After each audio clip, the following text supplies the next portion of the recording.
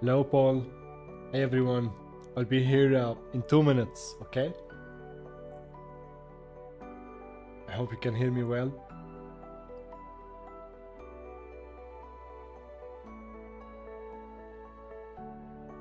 Hello, Gary. How are you doing, guys? I hope everyone is having a nice weekend.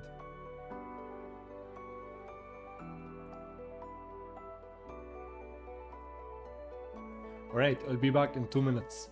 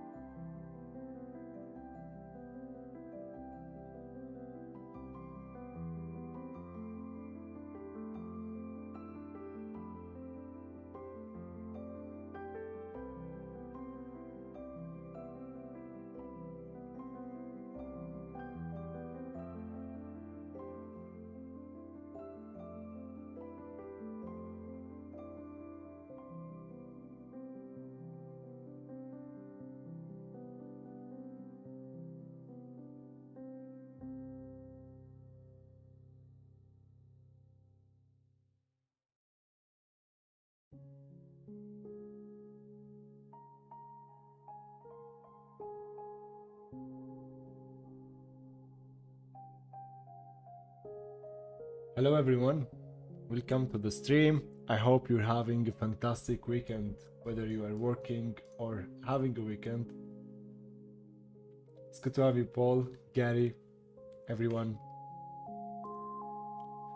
So maybe we can turn down the music a little. And I can put this here. So let me arrange my stuff. Welcome to the stream, everyone. So today I'm working on this environment that's inspired from different places, from many sources really, like from the film Dune, from the lighting from Blade Runner, the orange stuff. So yeah, it's just fun project I'm doing in my free time to just keep doing things, to no, not to keep doing things, to create something slightly different from everyday job, right? So for the past, like, we always do metaverse and architectural projects, and I want to do things that has to do with film and whatnot. So having fun doing this, and I wanted to share with you the process. So today's stream is all about world building. If you have any question in Unreal Engine about world building, or even outside of world building, feel free to ask during the stream and I'll do my best to answer. So it's good to have all of you guys. Just made my tea. I just got my water. I hope all of you are staying hydrated. If not, stay hydrated. So it's a very large scale environment here. Don't get fooled by the size or the scale of these people here. I don't know why I have them here yet, but I think they look cool. They kind of fit in. These are for free from Paragon Assets. There is also this character I'm trying to test with. So I'm just having fun, you know, experimenting with the engine. The first block out I started, it was in Unreal Engine, and then I took things to 3ds Max, and then I took them to Blender because I want to learn Blender. And yeah, so now it's Blender and Unreal Engine. And 80% of everything we see here is actually decals, as you can see here. So if I select one of these, press Ctrl Shift A to select all similar assets and hide them, you can see the project with and without decals. Oh, can I hide them again? No, I can't. Yes, massive difference.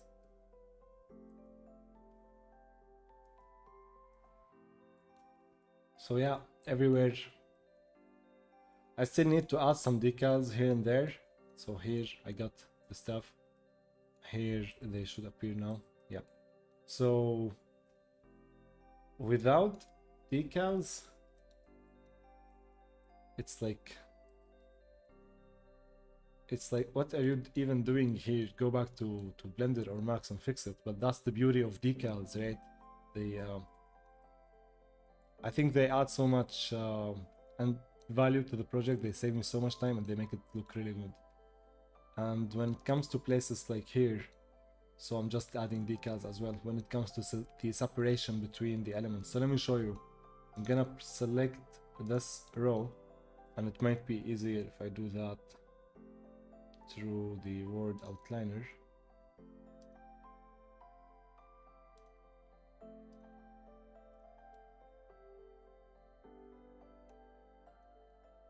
So yeah, let's say this row, I'm gonna duplicate and make sure that I didn't select the items that I don't want. So I'm gonna delete these, select these,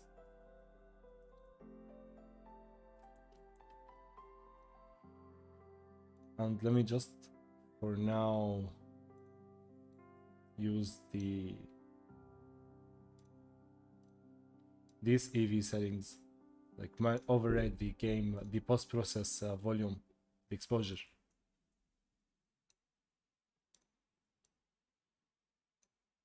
So you can scale this a little bit.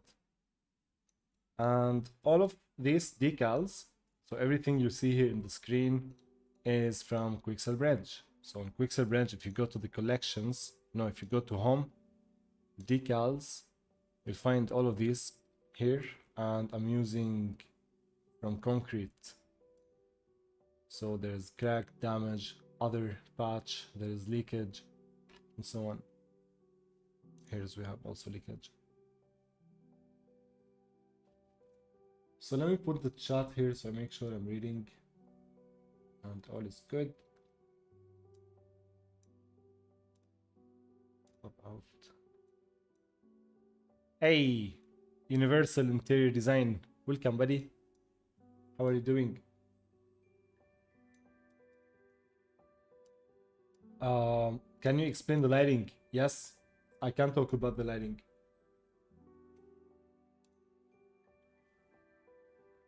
So let's talk about the lighting in this project. So far, what did I do to achieve where we are today? Let me unhide first, collapse everything. So I'm using at the moment, so lighting, I'm gonna say it's simple, but initially it may seem not that, because you see here we have two directional light. I'm gonna leave that for a moment from now. But first, we have when we go to the window environment light mixer and you add all the setup like the skylight, the atmospheric light, the atmospheric fog, the volumetric fog, the exponential height fog, and the atmospheric sky. So I have this as basic setup. Okay, so I have the normal light rig in Unreal Engine, and these are Quixel nanite meshes. That's why they look so good. And everywhere here I am gonna press the game mode, and we see everywhere where I have emissive light in only this floor I have also rectangular light. So in total I have about 64 rectangular lights scattered around the area, and usually it's basically, so here when you have an emissive surface like this, yeah, it's cool, but you can add more to it. So I have two directional lights, and I have one directional light first coming for here, and it's giving this very nice effect here, but I also want some lighting here, right? So I have another light here. When I press G, it's looking good. And the same here. So here I have this big emissive plane, and I scattered it around. If I isolate my selection just for a moment, you will see. No, it's kind of hard actually to see. So yeah, there's 1, 2, 3, 4, 5, 6, 8, 9. This hexagon shape, so it's scattered all around, and I have two lights like this. So this light, and yeah, basically these lights, these rectangular lights, have a temperature of 2500. I also have some post-process volume effects going on. So yeah, just make them making them warm. And the secret sauce of this project, to be honest, is of course the lighting and all, but it's mainly the exponential height fog, right? So without the exponential height fog, you can see now the lighting much better. But the word is like something's off, right? And now this with the exponential height fog. So I have light shafts coming from the directional light, but I'm not meant to look at the sky. I need to fix this to work on this a little bit, because you see it's killing this. But yeah, the exponential height fog, if you go to the details, there are not much going on. Just I play a lot. I experiment a lot with all the settings available for me in here in the volumetric fog. And mainly is the how much fog I have in the scene. So if you go here, you can add more to the light shaft here, right? Or to the whole world. And when we enable the volumetric fog, this is the secret sauce. Here, by changing the scattering distribution, it's like it will change from what angle you see. It's kind of hard to explain, but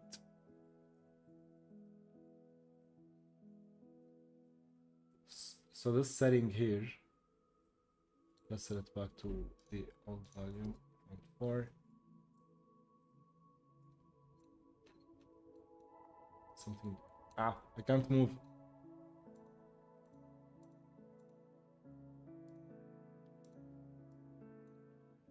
Okay.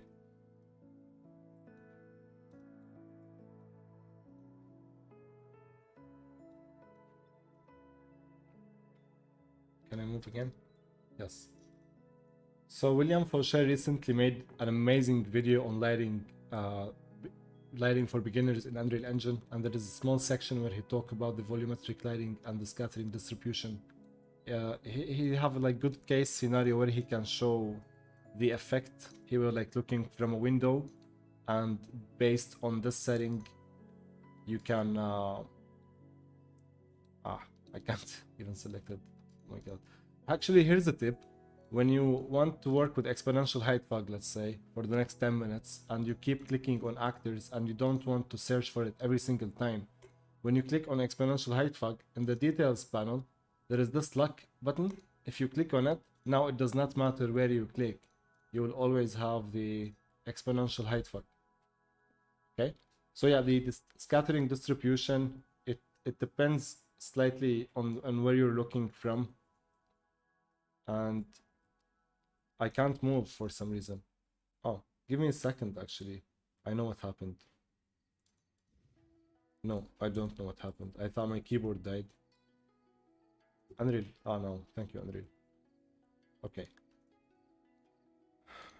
And as for the lighting, the directional lights, there is a tutorial as well from William. Let me show you that tutorial. Share a link with you. William.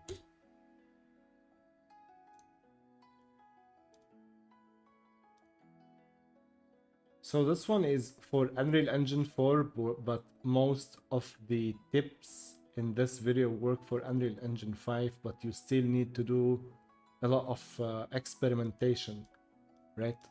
So ray trace shadows and get ray trace hacks. So this video, let me send you a link if I can see the chat.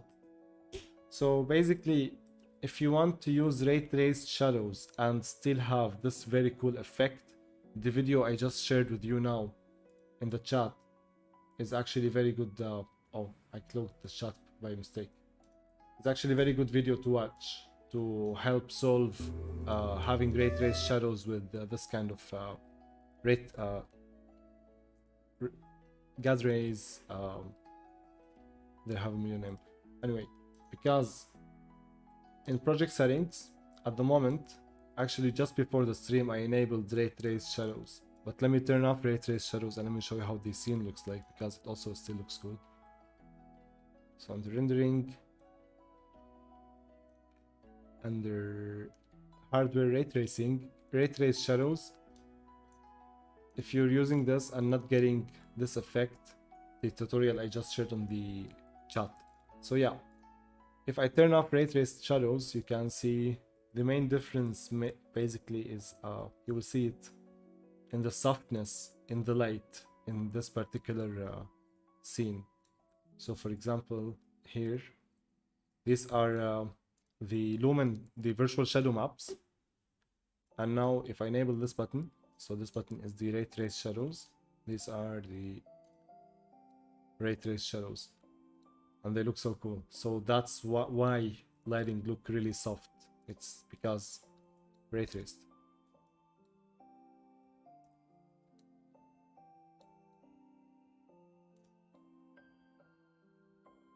Yes, I hope this helps and answers your question, Universal, on my lighting setup. The skylight, nothing is really special. All the this now is locked. So the skylight, it's all the same. Nothing really special in the skylight. If I can select it again, can I? Hey, Smoking Banda, Alexander, good afternoon, my guys. I hope you're doing well. Thank you, guys. Thank you, Smoking Banda. I'm glad you like it. So let me put the chat. I closed it by mistake in a moment. And yes, I have one monitor for now. How's your weekend going, guys? Hope you all had a productive week. Everyone in the stream. Are you working? Making Unreal scenes?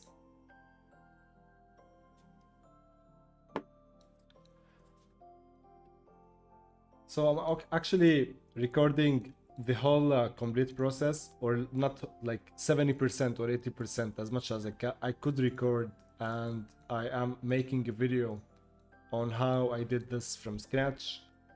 So it's going well, but I need to finish the project first.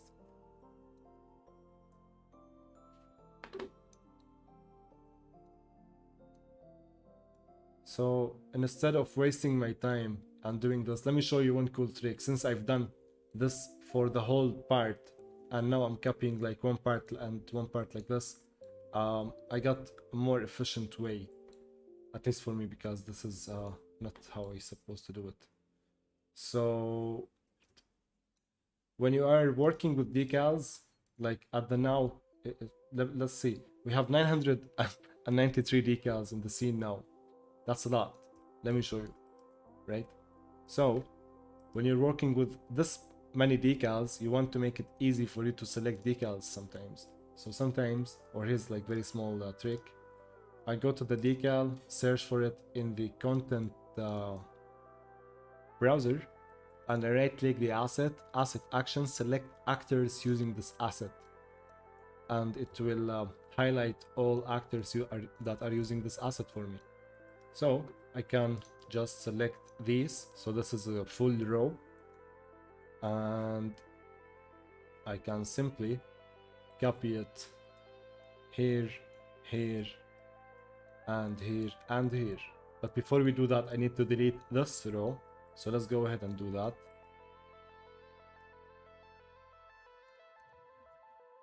So select actors. Let's do that again.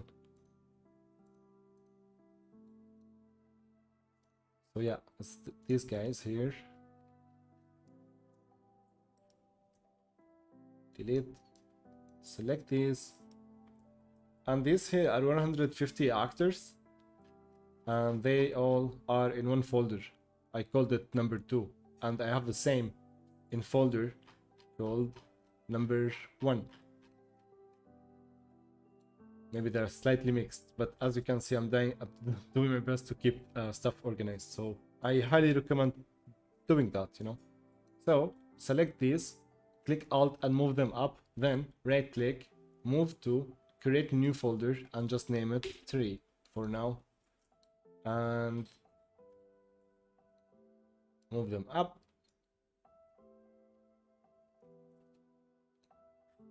They should come here, I believe.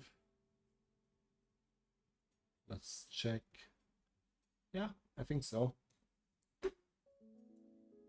There are some things I need to fix, but that's okay. So what about here? Sometimes if you don't see and you don't want to mess with the exposure, you can go to the mode unlit, and this way you can see much better. It's important that you work in a way that does not hurt your eyes.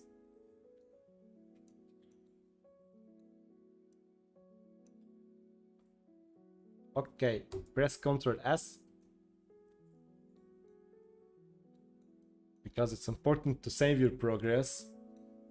Don't want to lose your mind if Unreal crashes. And I don't know, but here's another tip on like not losing mind and saving progress and whatnot. I highly recommend saving versions of your project while you're going, just in case. It would allow you to experiment and to like, yeah, to just in case something happens, you always have backups to go back to. So it's important. Let me take a C tip. What? And read your what? I said C. I meant to say T.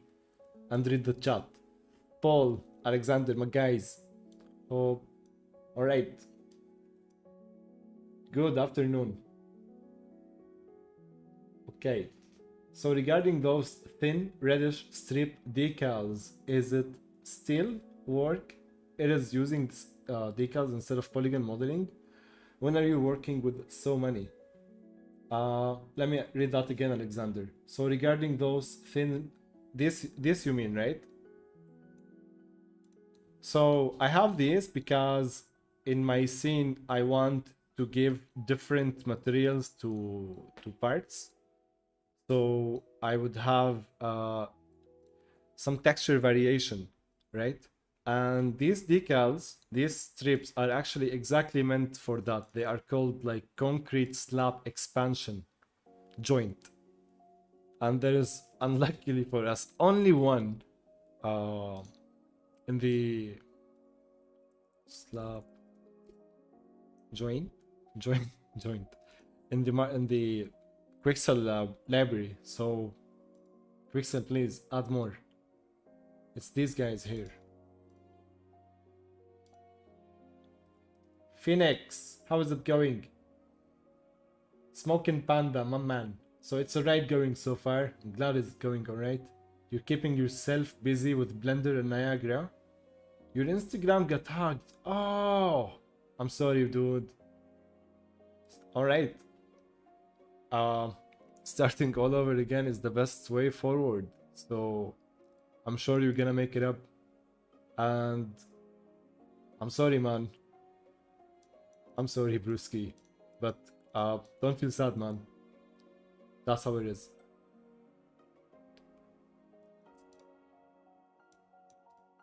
It sucks. Irimia, can you run ray tracing on a 1XX GPU? I didn't understand, Irimia. But for ray tracing, you need either RTX cards or AMD cards. Smoking Panda, reach out to me again on there. So just DM me or something, because I used to like your work, buddy. But now I think it's starting from a fresh feed. So it's kind of, I know it sucks and easier said than done, but fresh feed. So go at it, buddy. You have so much blank space to fill now. Alexander. Earth, a 3 country from the sun. Paul. Tombal, Vix, hi.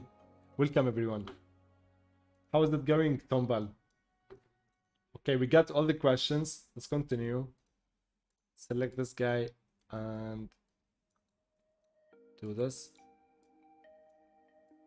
Scale it just a little bit.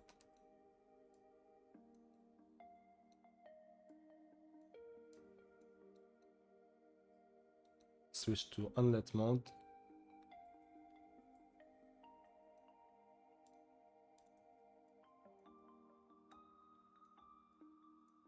And that's it.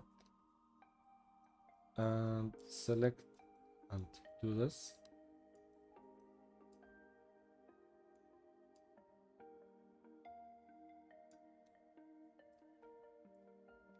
So, by the way, I'm constantly scrolling down and scrolling up while I'm moving.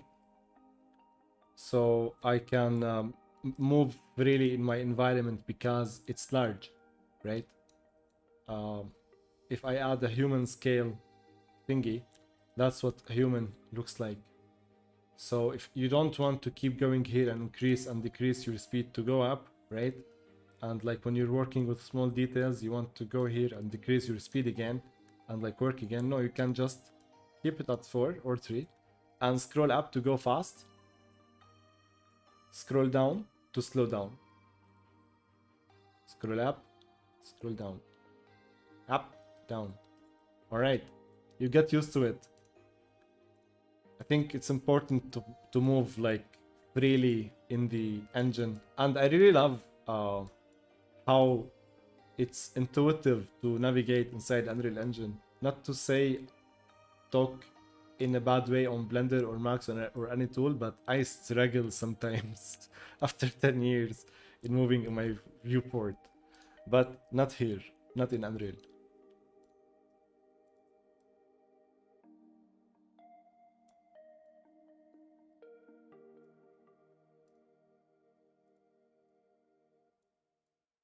So I'm just taking copies and extruding them, but not extruding one all the time, all the way, so it would not look so stretchy, right?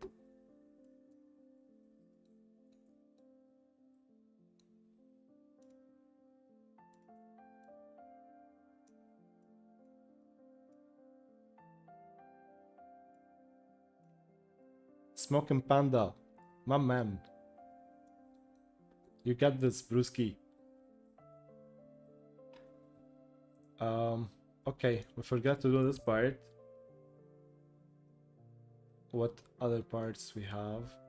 So, by the way, maybe you don't want... So I was experimenting with this, by the way. So let me show you. Tell me, guys, chat, tell me what you think. I know I asked a couple of people already, and they told me I'm not gonna tell you what they told me, but what do you think is better, with these racks or without? No, keep the statue, of course. Oh. Ah. So yeah, let's take a photo.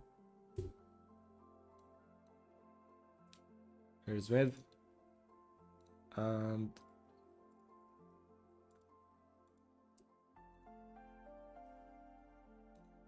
so there is a way. Select and select all with the same material. It will select all similar assets and you can hide them.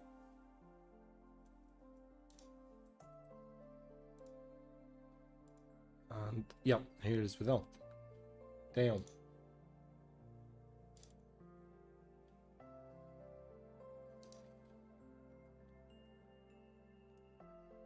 On the top, I think they look amazing, but what do you think on the lower end here?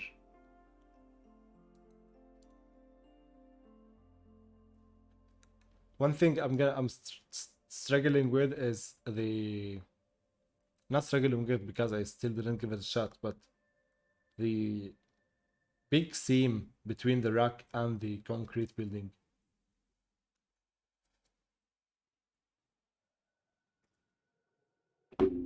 So let me go back to Blender. I'm reading a tip from your boy Amal. But before the tip, question from Panda. Quick question. Concrete texture itself have some kind of random dirt on it? Does the texture come with it itself? Looks pretty natural. So Smoking Panda, regarding the dirt, I'm not sure if you were here from the start of the stream, but all of these are decals. So if I hide the decals, you see there is nothing going on. And this dirt, this here, it comes from the texture itself. This is, I think, an amazing texture from Quickset. And the rest here then are decals. So leakage decals. And this texture, for anyone interested in trying it,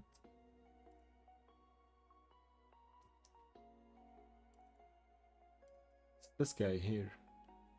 So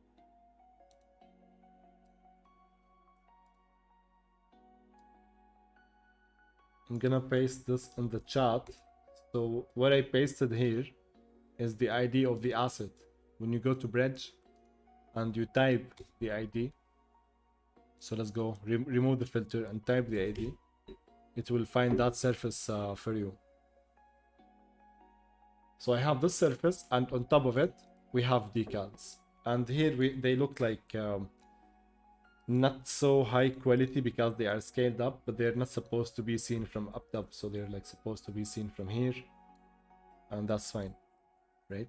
But here I have slightly scaled down decals, and I still need to work on this area a little bit, fix the UVs and whatnot. But yeah, okay, that's to answer your question, Panda. So you can do Shift tilde and have the same free camera in Blender. I know, but I didn't know the shortcut, so I used to go every time somewhere here, and I know I can like do it from the quick favorites. I'm learning Blender now. I'm getting in it much better, I promise you. So wait, let me try that. Shift. Wait, I forgot where is that tilde.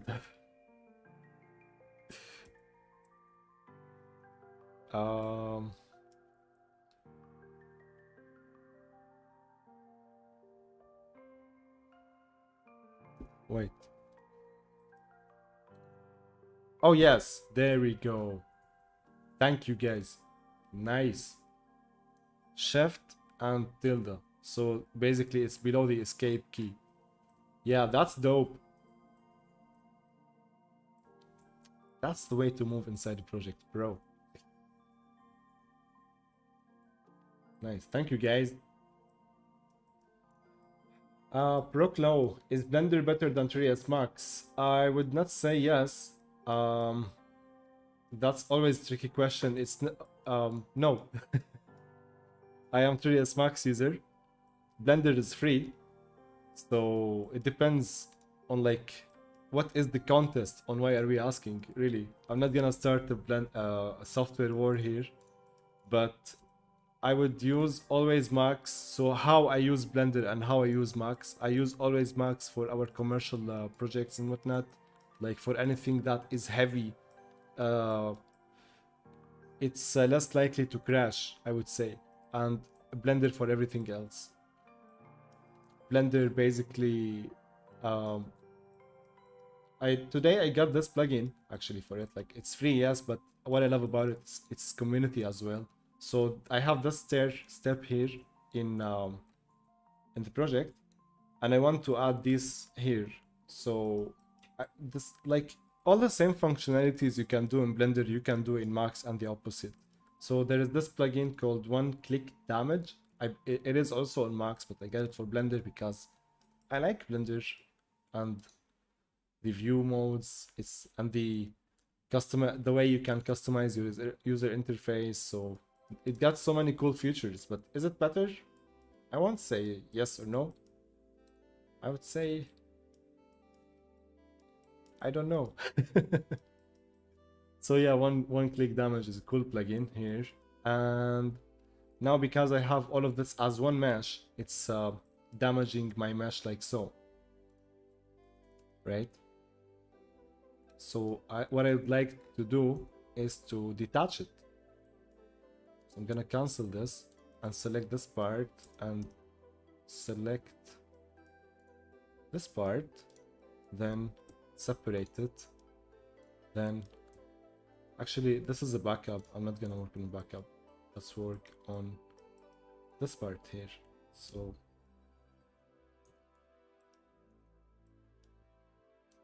looking good. So separate, then make this larger.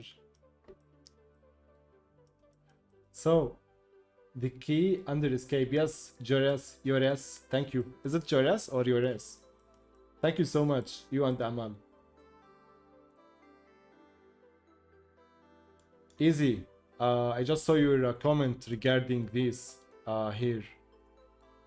I can agree. So maybe if I hide these like so, we keep the structure as it is without these, or if I manage to put them in a better way and we keep the upper ones. Yeah. Thank you, guys.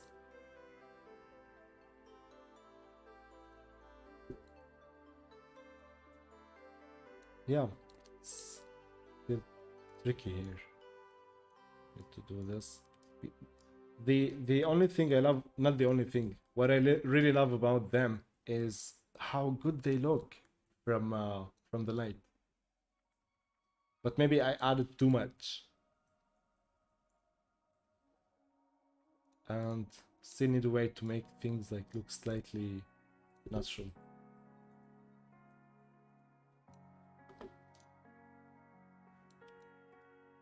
Let's try this.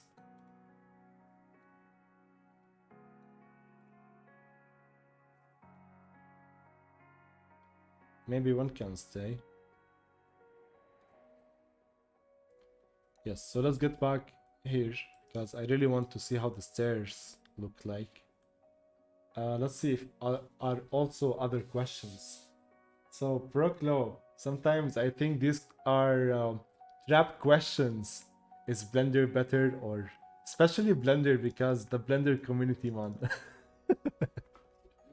When on why you should be using Blender. Is it better for architectural 3D modeling process? To be honest, I might sound biased now towards Blender, I'm not sure, but for me it feels completely fresh. And when I open Blender, it opens like in 5 seconds. So for now, I'm having a blast using Blender and learning Blender. And for anyone who is just getting started, or maybe got started and you use your tools, I would highly recommend learning Blender, because honestly it's a wonderful tool. And um, there is so much you can do with it. And also that's where you should not go, because there is so much you can do with it.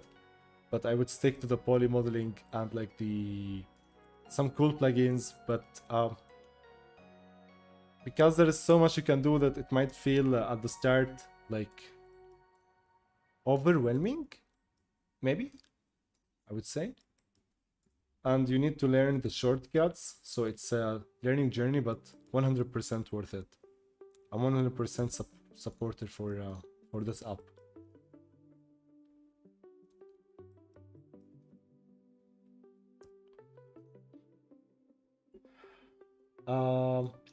However, here's the but, right? The reason I would use Max, it's so much easier at the moment. I know this is changing because of the libraries.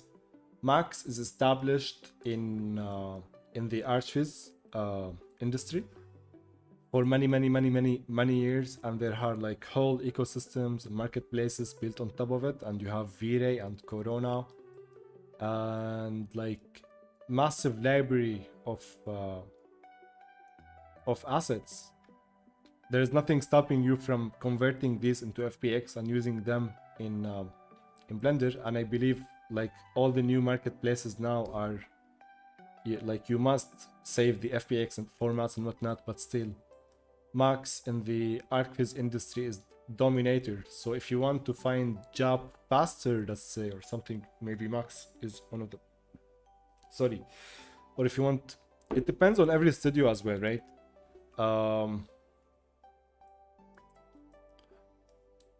Still, I would use, if I'm new to the industry and you tell me you have two options, you have Max or Blender, honestly I'm gonna choose Blender. It might be slightly harder to find assets, but I'm gonna manage. I keep forgetting my shortcuts.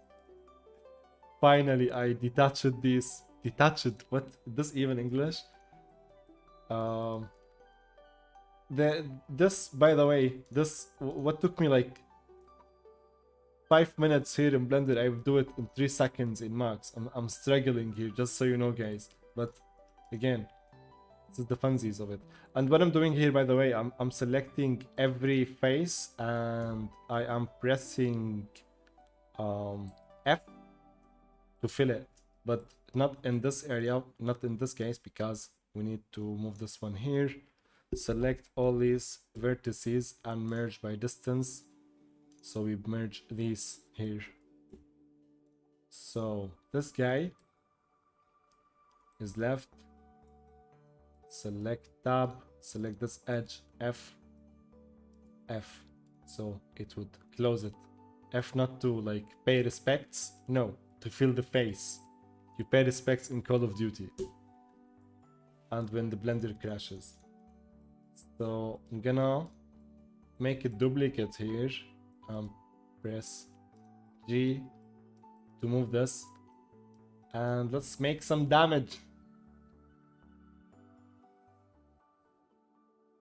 Hello. Thank you. Nice. I like this. This is very interesting.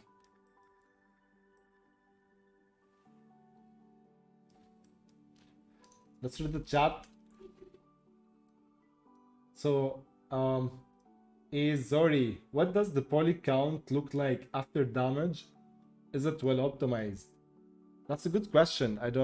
Well, it seems optimized in terms of poly count, but not in terms of topology. So you need to forget about topology when you're using this. But that's dope. I think what I'd like to do as well is make a copy like so and go to remesh in here. I learned this today. So I go here to object data properties, this green button, and I go to remesh and like you can quad. So let's start with something small. How many polygons this is? So when I have this object, it's 1500 faces, or no, 6000 triangles. There we go, 6500 triangles.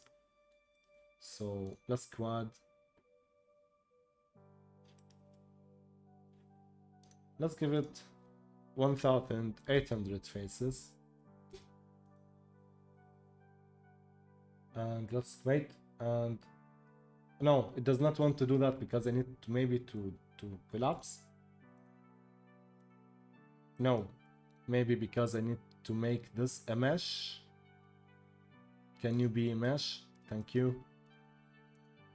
Oh, it does not want to happen. So can we voxel? Yeah, voxel works. So we can do small voxel size. And can we damage this again? Oh, what did I click somewhere by mistake? So press Shift tilde. Nice. You see, that's what I'm talking about. Shift tilde, baby. Oh, I can't damage an actor that I damaged before. I don't know why, but if that was max, I would fix it because I'd convert this to edit poly and apply the modifier again. But now I don't know what to do. Okay, Ignite. Without the racks, it looks a lot cleaner and feels much nicer to the eyes, in my opinion. I agree. I felt that way. So maybe this somehow feels special to me, but yes, I think the racks on the other sides were kind of distracting. Found this. Hey, can you go away? Go away. Thank you. What did you think about these? I think the same around here. They don't look that good. Yeah. Yeah, you can go away. Goodbye, sir. It feels more more brutalist. Yeah, I agree. So, you know what? The stream wins. Thank you, guys. Yeah, this looks much better in my opinion too. Cool.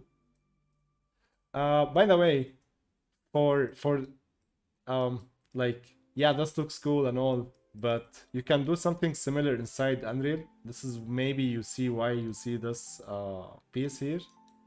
So you may have seen Pixel tutorial, but also this is something I did directly inside Unreal Engine. Like, it's not the same like doing in Blender, but still from distance it does the job, right? It looks so good comparing this edge to this edge. So I think that's one of the main next steps in the project too, is working on the edges. So basically what I've done, I selected just two meshes and I did boolean inside the Unreal Engine. So I do this. So yeah, if you don't want to do these in Blender, you can do them directly inside the engine, but Blender is more fun. I feel like... So this was supposed to be the backup, right? Lol.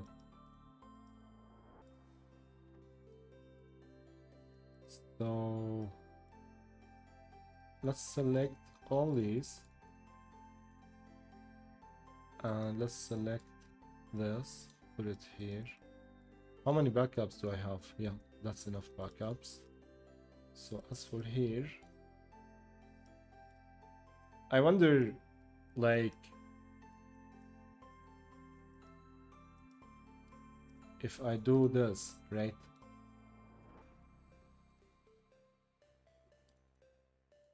I don't know, like I'm just doing this and I'm gonna do the damage. Is it? No. Just hoped for something like, I don't know what I hoped for, but yeah, stuff like this in a way. Oh, thank you.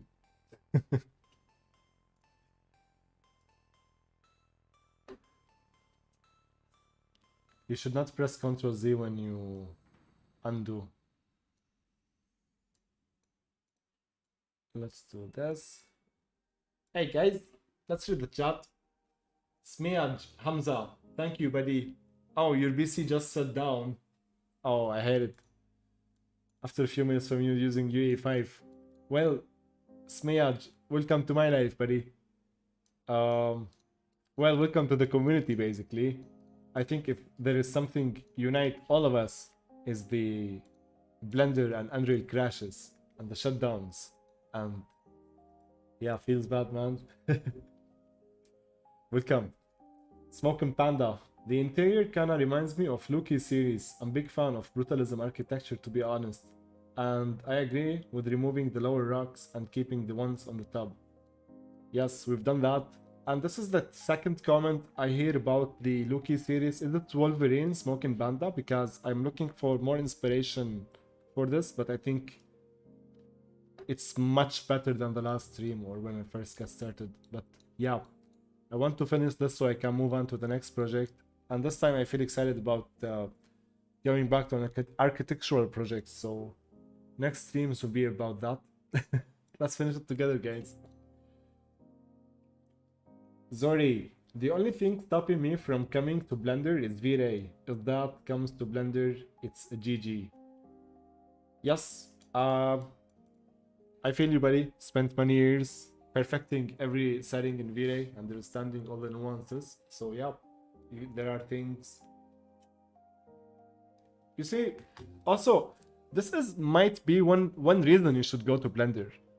Honestly, the main reason I came to Blender first, it was not to do my actual work. You know, I do my work in 3D Max, right? I came to Blender just to have fun and just to experiment like with a new tool and like see what I can do with it, and of course meet its community. I think it got a wonderful community. So I try to make sure I use Blender for my fun projects, and maybe I'm gonna use it for my commercial projects in future too, but I don't see why not. Depending on what type of project, it might open a whole new sort of opportunities. Hey, Navid, my man. What do you think? What do you use instead of data math for Blender to Unreal? That's a great question. I use data math, the community version. So I just export as normal data math, and I also export as JLTF too, and I import with the data math importer the JLTF files, and it just works. So that's what I use, and it works seamlessly, sending my scenes from Blender to Unreal, because just like I do my work in Max, in Blender I also just focus on the Geo. But because I'm learning Blender for funsies, I think my next projects will have some. I want to learn the materials, right? And like EV or something, just to see things inside Blender. Create more, yeah. OCD is best, Dominique. Yes. One click distraction. I thought OCD with layers and not that. Yes, it is the best. Small good decisions. How do you work in Blender and Unreal Engine 5 at the same time? That's a good question. I just answered this. Basically what's happening here is not real time. It's not live link. But let's say, hey, I wanted to do the click damage on this part, right? So let's just make a copy and put it here. Then select these guys. Click F and make a duplicate. Put it here, and let's isolate our selection and let's make our damage and send this to Unreal. So now we get some damage, can select all of it, can add more or less, or we can sculpt on top of it later. Yeah, actually we should add more because this is nothing. So Control Z, we should click recall. You click recall, click make damage, Can I get my user interface, please? Render. I want to make some damage, bro. Bruh. What are you doing? So if we press Ctrl Z, will it crash? Ah, nice. It didn't crash this time. So click make damage.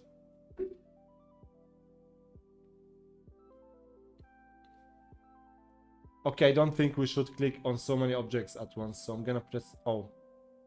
I should not press Ctrl Z.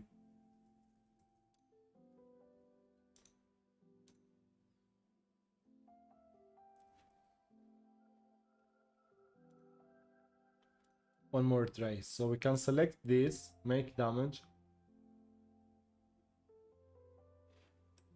Why I'm losing my interface?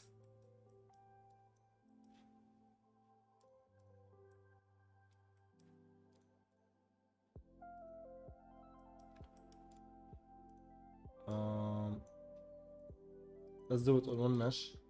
There we go. So we want it to increase. Yes.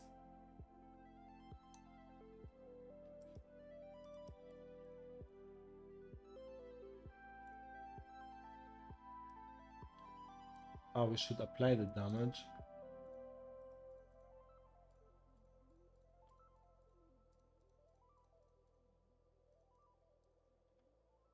And make damage.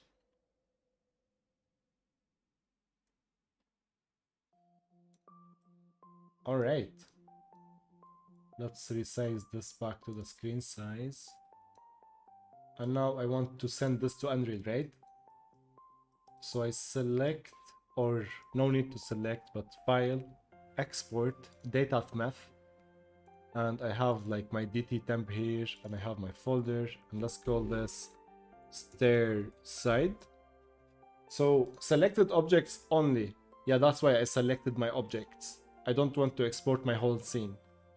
Apply modifiers. Yes, apply modifiers. Export animations. We don't have any, but it does not really matter. And for other options, no, it does not matter. So export. Basically, that's it. Let's open the engine. Go to data math, and if you don't have data math, go to edit plugins and type data math. Here, file the data math importer.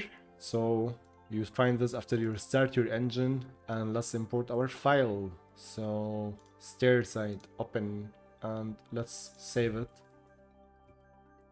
My project, so I have projects, then my project name, then DT for data math. Trying to stay organized.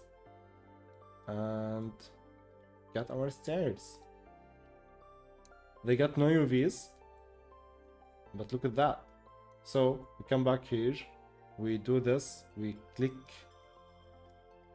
select edit, select all, click U, cube projection, then set it to like 2 meters or 2 units, and then file, export, export again, and override the file, export selected only, come back here, re-import the file, and we have now mapping, but I clicked 2 centimeters instead of 2 meters. So let's say you want to fix this inside Unreal Engine, right? Well, no problem. So you select the mesh, you press Shift 5 to switch to modeling mode, and under UVs, we can do project, if you like to project a UV, and you can go to plane, box, and then you can type 2 meters by 2 meters by 2 meters. Actually, no, we didn't do any mistake. We are absolutely right in terms of mapping on these guys. So we are fine. Hey, look at that. That's a lumen bug from static mesh. No, from skeletal mesh.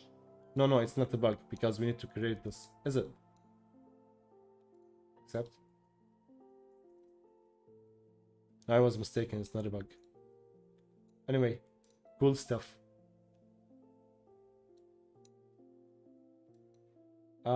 Ignite, you're doing amazing. Thank you, buddy. Funky, how do you update the scene in Unreal Engine? What do you make change in Blender without exporting it? Do you use add-on? Yes, Funky, I hope I just answered this question. Also, a friend of mine, Amal, suggested me a video that I'm gonna share with you for a plugin that I didn't use yet, but it's so regarding the, let me show you the DataMath plugin first. So if you type DataMath Blender, you find this GitHub page, and you click on the code, you download the code. Where is it? I keep forgetting. Yes, installation. You save this file and you just install it like any other plugin inside Blender. And when you do, so in Blender, go to File, Preferences, Add-ons, you select the file you just downloaded, and you will see it here, enabled, Import, Export, DataMath. So yes, Funky. And there are other plugins. There are so many plugins out there. If you just type Blender to Unreal Engine, you will find a lot. But that's one of my main ways. And I also use JLTF formats. And there are a couple of plugins I want to try, so maybe we can feature them in the next streams. Alexandro, lol, didn't know Blender was in Steam. Yes, it is in Steam. And I like to use it in Steam because it keeps me up to date with all Blender updates, because every 2 days you hear there's almost a new Blender update. Of course, it does not update on Steam, but still, like every couple of weeks there is like some major updates. So that's why I love using Blender on Steam. But maybe when it installs like major version, you need to copy all your plugins and like data in the system files. Maybe we can make a tutorial on that.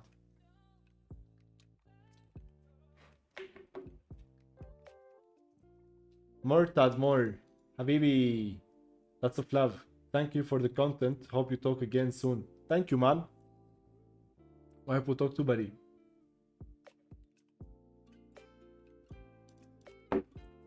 Just I'm trying to drink some water. Give me a second. Yeah, more. Please do send me your files and what you've been doing in Unreal Engine. I'd love to take a look, buddy. Funky. Yes, DataMath. Dominic, what hardware are you using? So now I'm actually on my PC.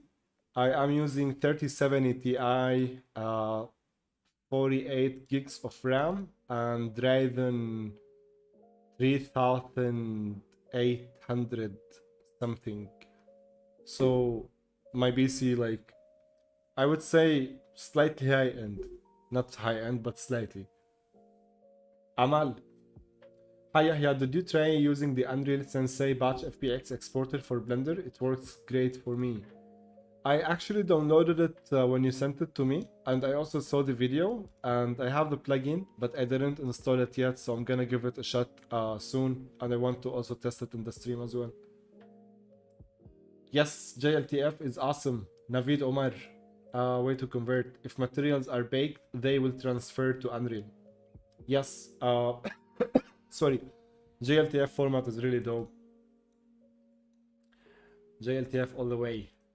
Okay, so I like these. They make the space look so much better than there was not here before. I'm glad we did this addition. One thing I really want to fix is this here. So this might get tricky for me in... I hope not. I really hope not.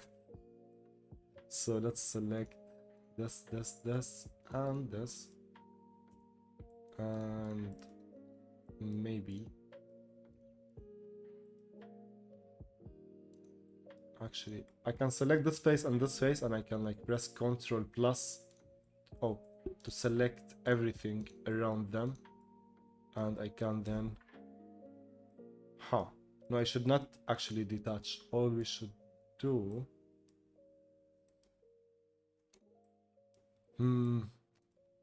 How am I going to approach this? This way? For now? Yes. What about this face?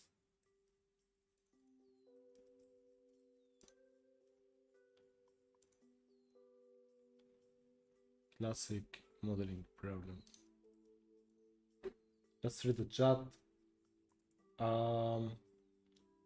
Hot sauce. I arrived late, chat. Is this video tutorial about Blender sharing files with Unreal Engine 5? What's that plugin? Thank you. Yes, you're a little late, but long story short, I'm using Data Math community version, and I'm gonna put the link for you guys. I didn't share the link, so if you Google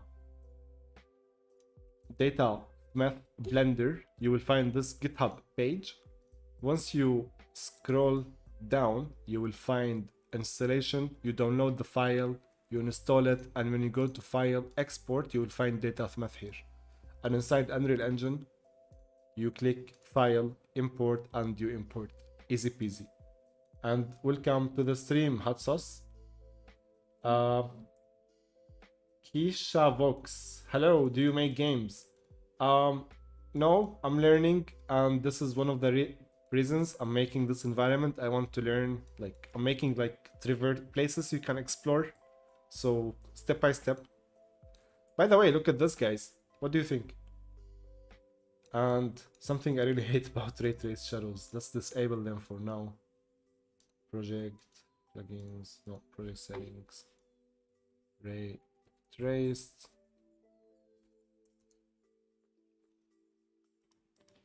Yes.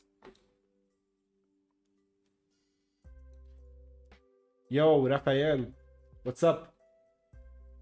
How's your weekend?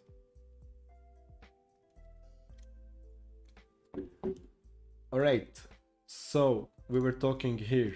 I want to do something here. So maybe we can start by adding topology.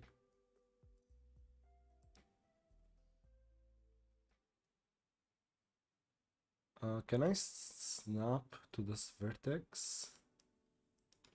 Or maybe here, here.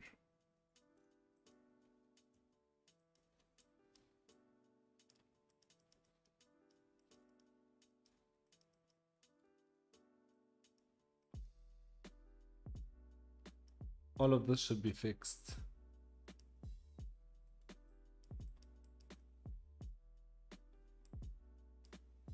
How I am going to cheat this area, because I still want to keep this. Okay, I think maybe I know a cheat code that I can use,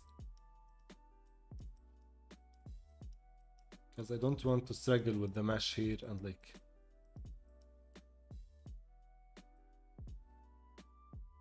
Oh, what did I do? Oh.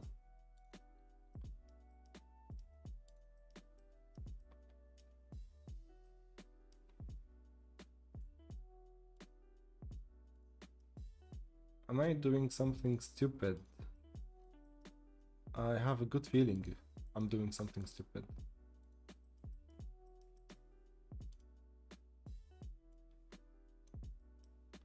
Why I have that feeling? I don't know.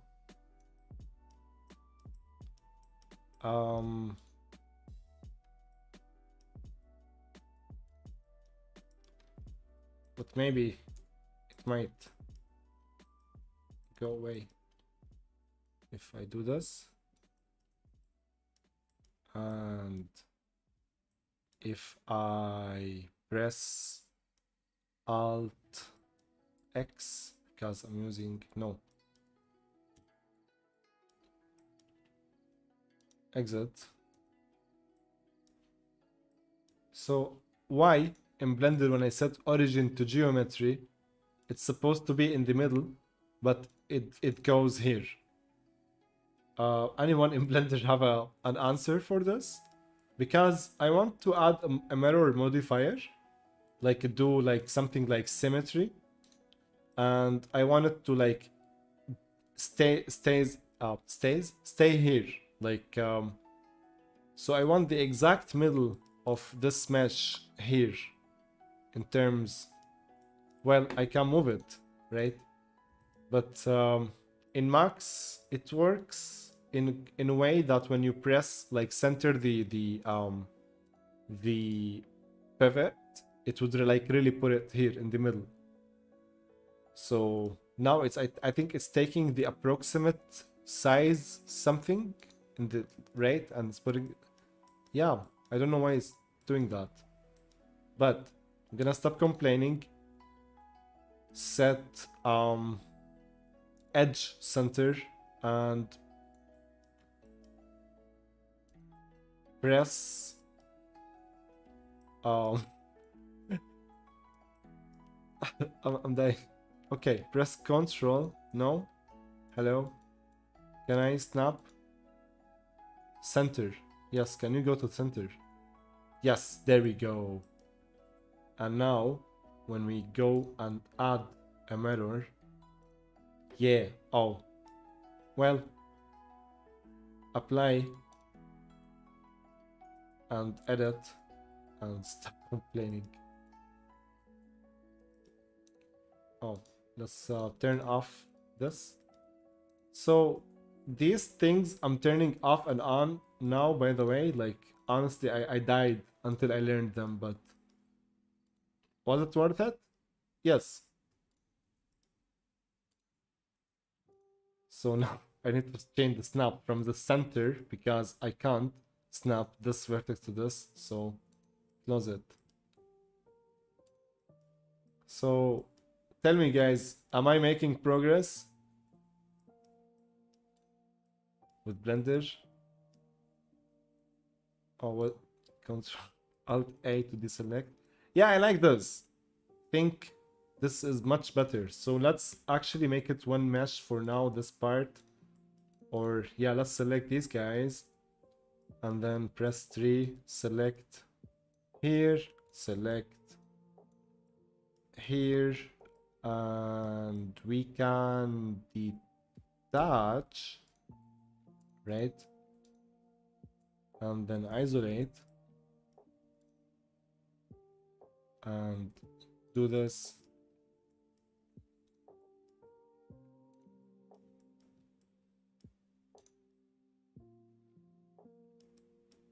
What did I do here mistakenly?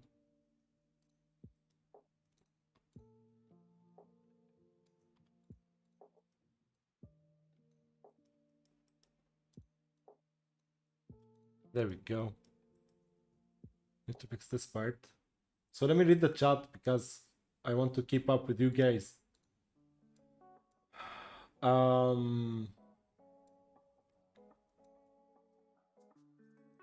I trying to understand. Oh, can I add translation to the live podcast? I don't know. So wow, hello everyone. I didn't know we have 7 people here. I looked like 20 or something. Anyway, it's good to have all of you. Welcome. And I'm sorry there are no subtitles ready. In next one, I'm gonna see where I can enable that in the settings.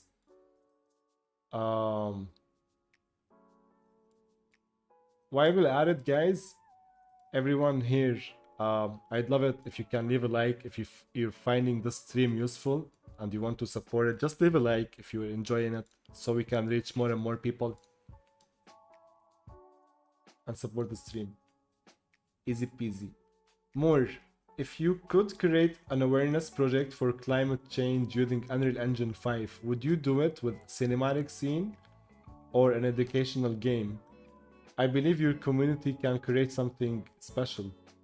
Yes, man, I believe all communities, when they come together through a cause, they can do something special. I would actually, if I were to create something around that, a cinematic, I would say, might be seen by more people, but a game can be played by millions of gamers as well, but depends on the budget and the time and money and like really couple of things here. But if I had the option, I would make a game, and that game would have cinematic scenes in it. So that's what I would do. Abu Akil, in details, how to import the file and how to add materials and objects and lights. Just let me check if I didn't miss any questions from earlier.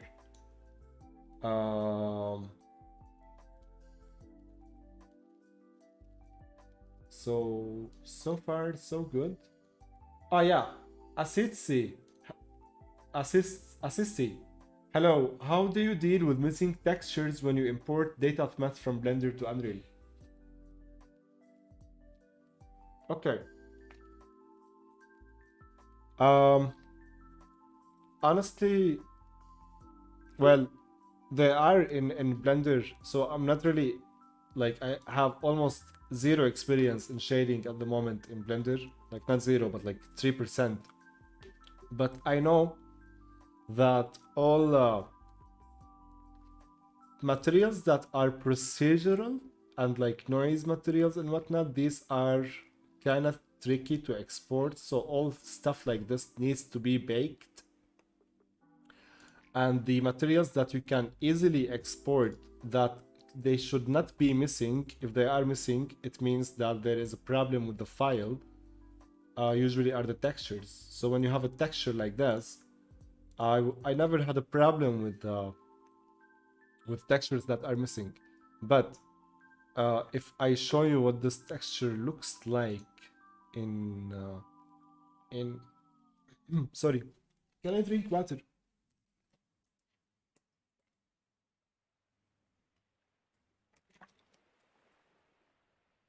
Wow, water is so good. Stay hydrated, everyone.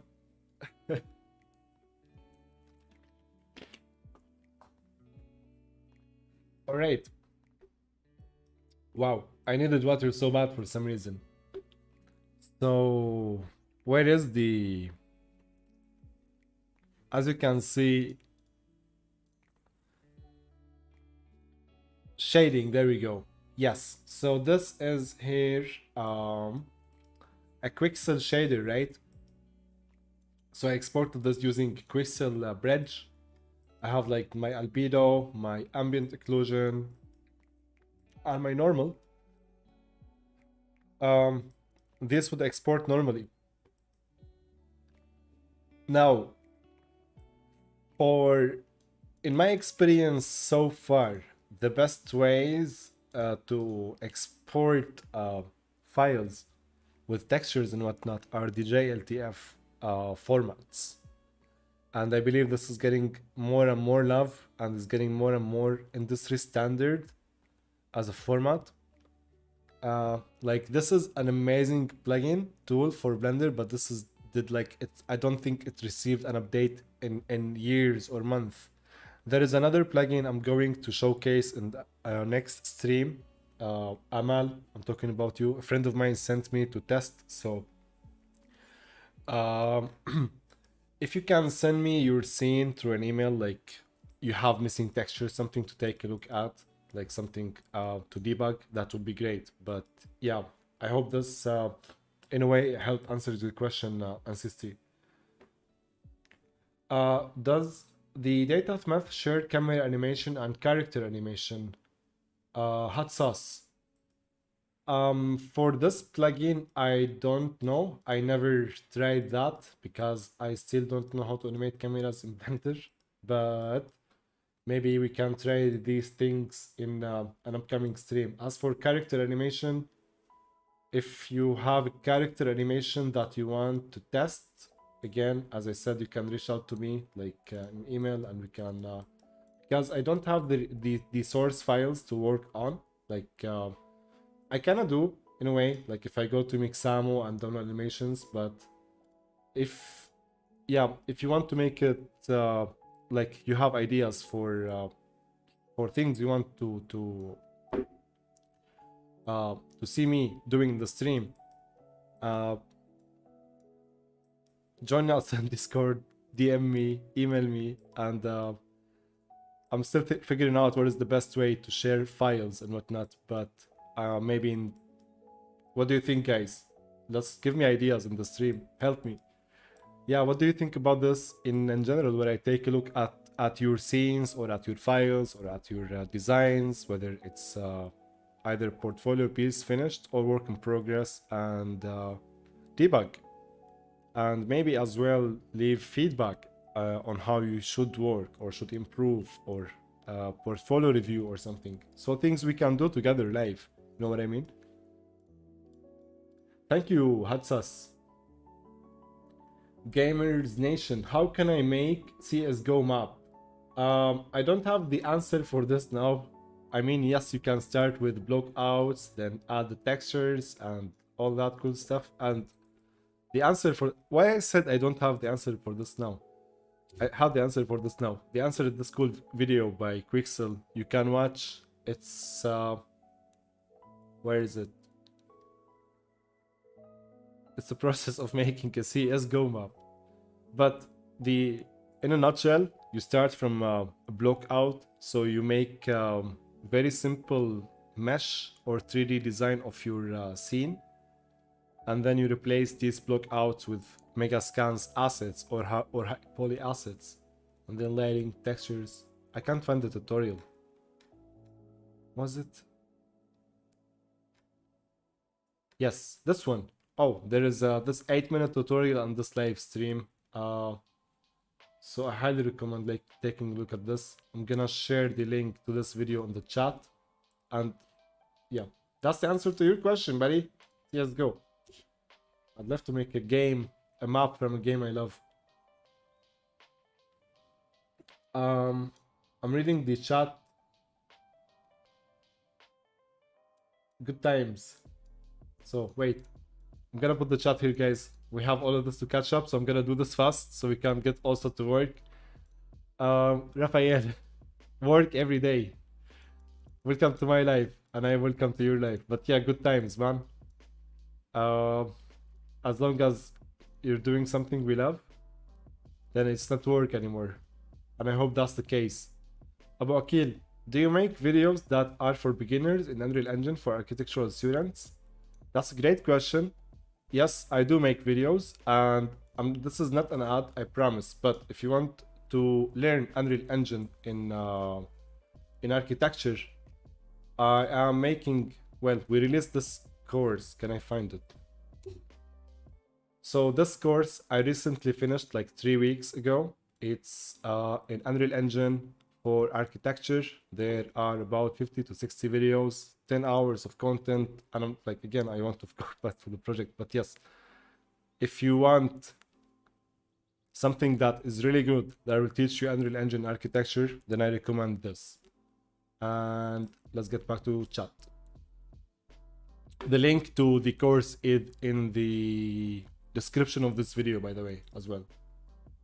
And stay tuned on the channel live streams and videos if you don't want to get a course. But yes, making architectural videos is one of the things I love. Hot sauce. Do you experience weird shadows on nanite? Are there solutions to nanite shadows? Yes, sir. Let's answer that quickly. And let's enable the shadows on nanite. So project settings. And let's search for ray traced shadows. Enable this. As you can see, once I enable this, all my nanite meshes have like this weird normal this is the fallback mesh, so there are many ways to work and like to fix this and work around it. One way is to increase the quality of the nanite fallback mesh, and I think we can do that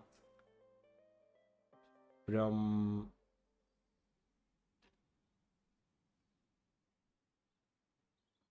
here, the relative error. And like play with these settings, but one easier way to do this is to add the console command.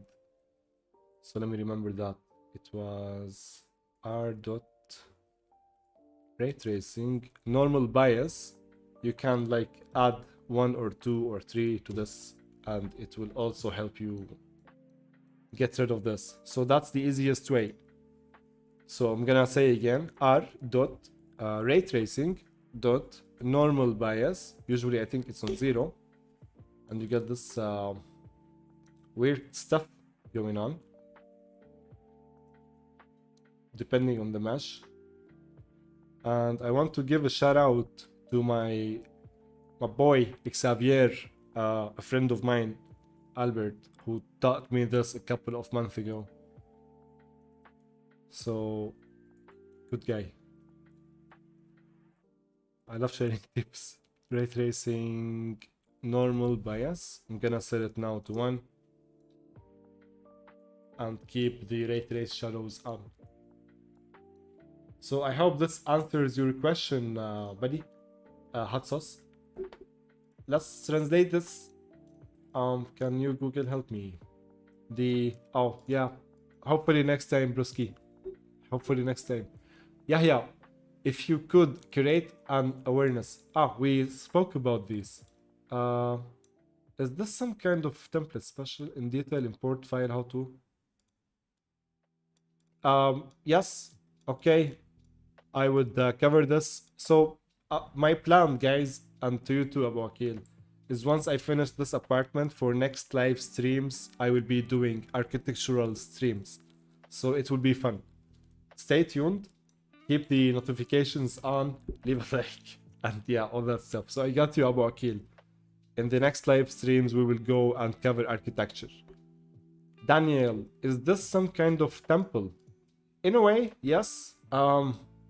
I'm not. Yes, it didn't start as a temple. To be honest, I wanted to create like facility inspired from Half-Life and Dunes, and then like it just evolved and transformed into this. So there are like a couple of mood boards for this as well. So it's really evolved. Places. But it's mainly inspired from anything that is concrete and brutalist in architecture. I'm a very big fan of the game Control as well. So there's like Control, Dunes, the film. I love the environment in the film Dunes and the spaceships. I love everything that got to do with the space. And I think in terms of vibes of the temple I'm doing here, or the place, is inspired from here. So I still need to find, I think, the right characters or something. But yeah, maybe dressed in black. Let's see, actually. They would look dope.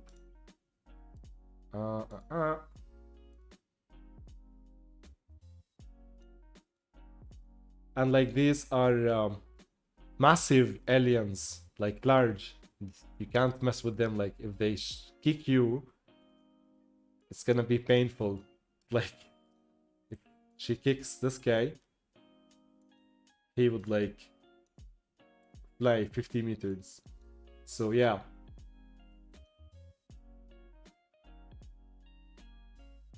Go back, guy. I like white more in terms of the reflections. Maybe they're more visible. No, black are more visible. But white in a way it like have this blooming around it. What do you think, guys? Which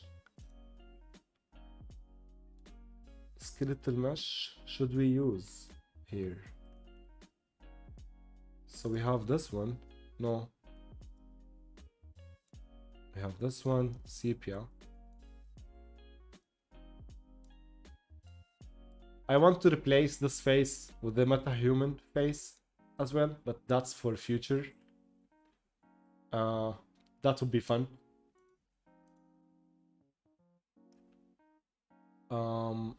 So let's just do this and let's read the chat. Maybe we can get some opinions. Yes, Daniel. What do you think? is the bottom right when you select origin to object, there will be options. In the bottom right, when you select origin object, there will be options. When I select the origin option,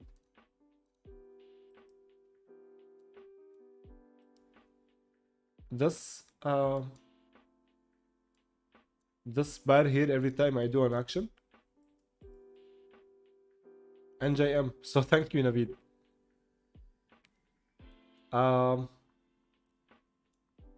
Yeah, that he knew what he was doing. If it's on Blender, I have no idea what I'm doing. Easy solve. Select the face, then set the origin, then mirror. Ah, okay. We were talking about this here. So wait. I was struggling. Ah. I was struggling, so we had this basically here, let's say. Let's delete. So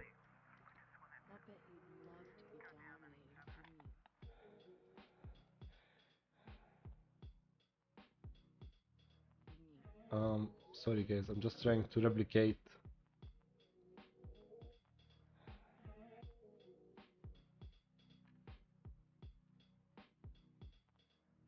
I am by distance. Okay. So select the face and I love the tips guys. I'm still new to Blender, so teach me. Select the face, then select set the origin that mirror. So I have the face, then go to. Can I set the origin while I am in edit mode?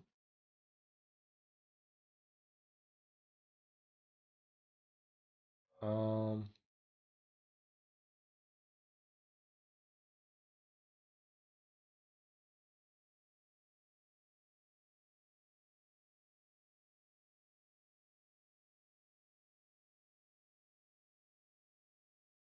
I hope this music is good for the stream because this was supposed to be stream beats, but I don't care. It's good vibes.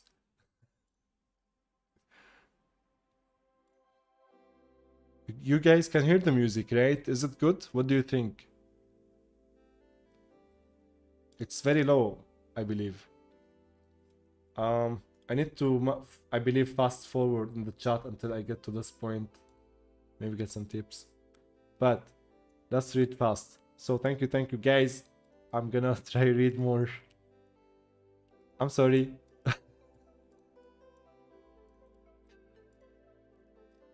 Next time there will be translation, yes? Promise. If this happens in live stream, I don't know if it supports it. In manipulation, artist just started UE5. Is it just a good enough or should I learn Blender? Asdi.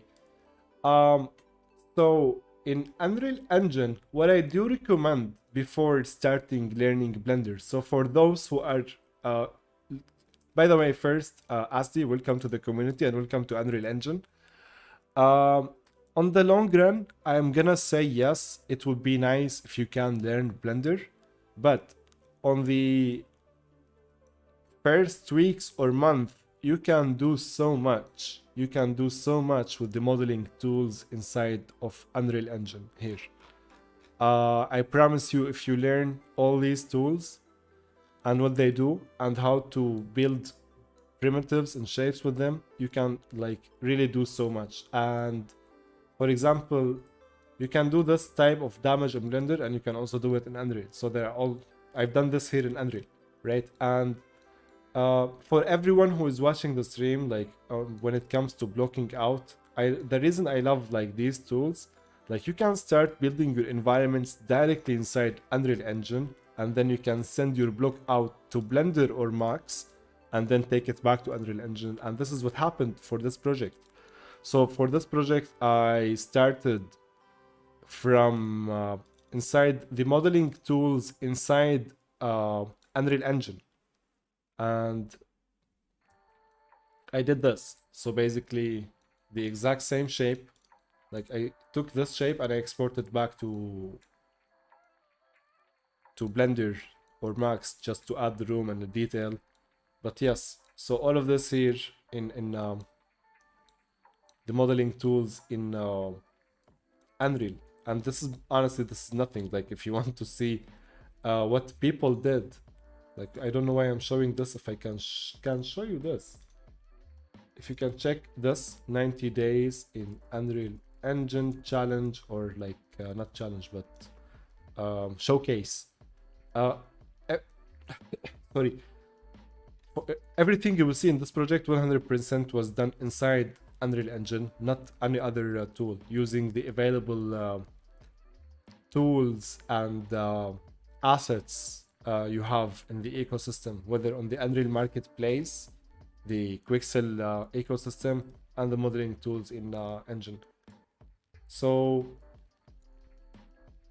I would say focus on learning the tools inside Unreal Engine, and also like if you are down for it, go and check the modeling tools inside Lyra template, because these tools are receiving like massive updates and they're just getting better and better.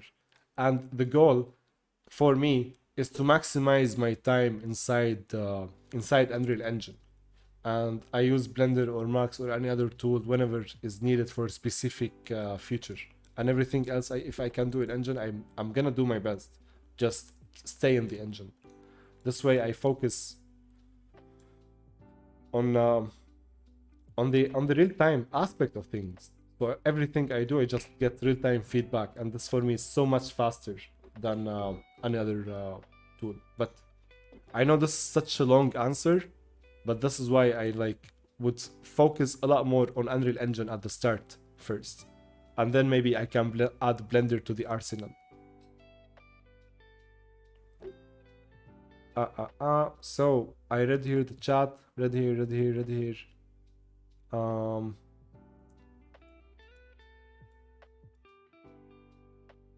Yes, Asdi. Have you ever experienced missing textures when exporting Blender assets to Unreal? If so, how did you deal with them? Honestly, no, Assist. But as I said earlier, if your textures are procedural inside Blender, like if you're using procedural nodes, you should make them bake them. So no, honestly, the way to deal with them, the best way to deal with them, like if there is no way you can import your textures from Blender then to Unreal, that I would do that like manually, right? But no, I didn't experiment or experience that yet. And the reason, like, not to lose hope, is because I'm new to Blender Assist. Like literally, I'm very new to Blender, like just a couple of years, and I don't use it a lot. But my main tool of choice, Max. So I'm hoping now by using Blender more, I'm gonna experience some problems and I'm gonna share what I learned with you guys. More great idea. Small good decisions. How do you handle the scale of the JLTF export to Unreal Engine? Because as far as I know, it must be set to scale of 100 or something. All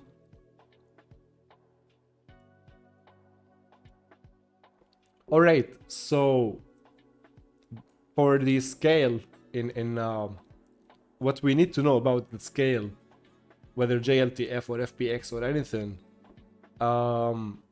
every 1 centimeter in your tool of choice, and I'm saying centimeter here, I'm sorry my American friends, but every 1 unit in Unreal Engine equals 1 centimeter.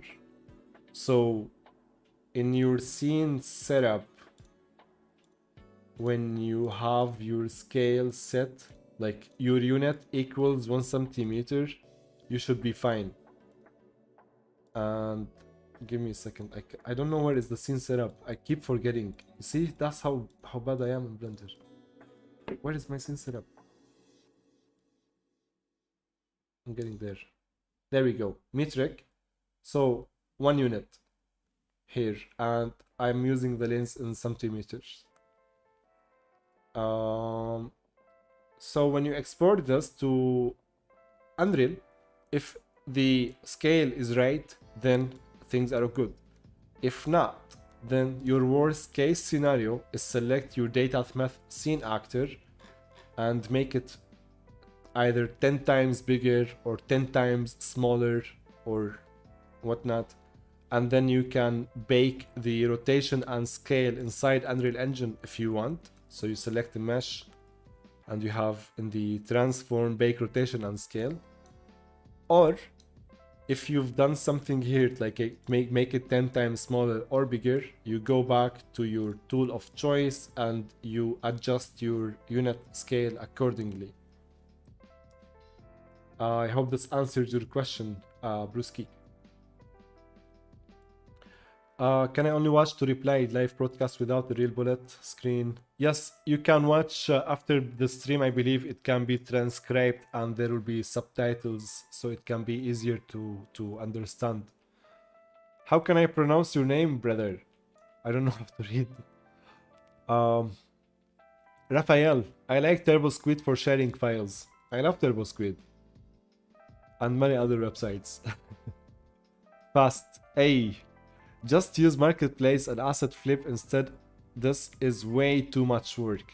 Yes, the ultimate goal is to save yourself as much time as possible. So I think one of the important skills is the ability to find assets that are needed for your commercial project or project from the marketplace that you can buy, download, add to your project and make it look good. And of course, make them look unique. So because you don't want to spend 3 months on project that you can finish with marketplace asset in 5 days.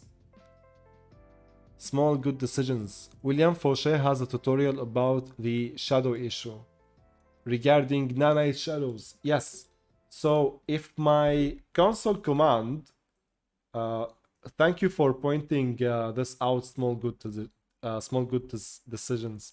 So if the console command are ray tracing dot normal bias, when you set it on 1, it does not work, or 2, or whatever, it still looks like this.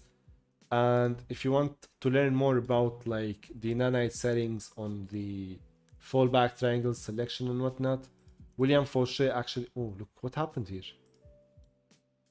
Oh my god. William Fauché made an amazing video, but let me just fix this here back again. So added that console command, and in that video you can see nanite shadow issues for anyone who would not who can't, or this solution didn't help.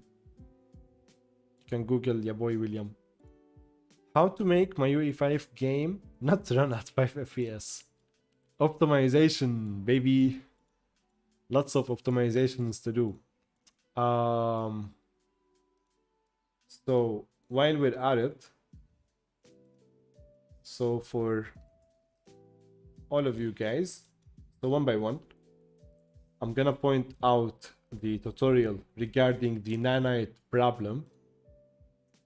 So if you go fixing the ugly shadow issues in Unreal Engine 5, this is a great tutorial here. So here is the link.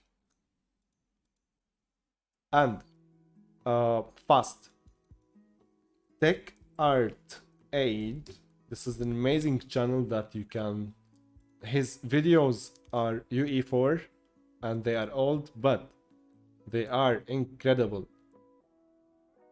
And incredibly important when it comes to performance and debugging performance and measuring performance inside of Unreal Engine. These are gold, my brother. So the measuring performance, the built-in profiler, the GPU pipeline and bottlenecks, the GPU stats, this is gold.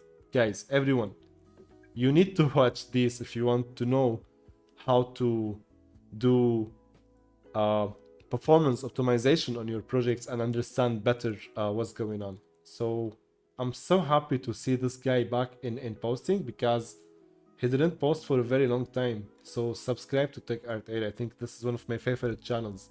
And when I first started Unreal, like so many years ago, these were like so helpful for me because I used to also have 5 frames per second.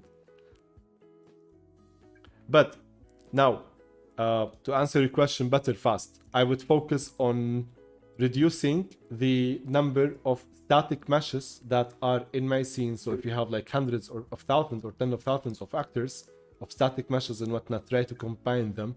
If you have very high poly topology in your meshes, try to reduce it. Also, try to turn everything into nanite. So make everything into nanite as much as possible. Of course, you need to learn more about nanite and how it works. Like, not nanite is not your magic button, but it works really well with Lumen and fast updates. Try to reduce the number of lights you have in your scene you see at once. So if you have so many dynamic lights, reduce the number of your lights. If you are using very high quality textures, try to reduce the quality of your textures. So if you're using like 4K or 8K, just make it 2K. Enable things like virtual texturing support, and like start your templates from the architecture template from the engine. And yeah, these are some tips I have on top of my mind on how you can increase your performance. And yeah, I think mainly it depends on what is in your scene fast.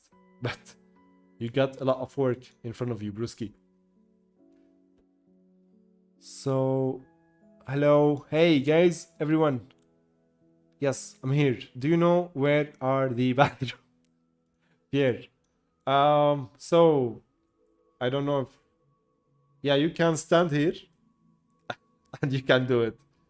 If you can do it. But be careful because someone might... I won't do it if I were you. But unfortunately, I don't believe they considered making a bathroom in this facility. Yeah.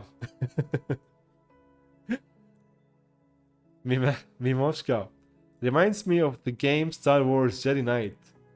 Wow, I'm glad this reminds you of that. We have someone with a sword here as well. Maybe we can change her sword into Star Wars sword. Nice, but this is not Star Wars.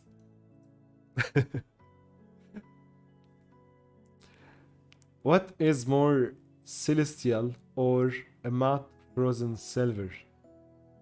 Yes. Yes, I like this color more. And this is the word for it.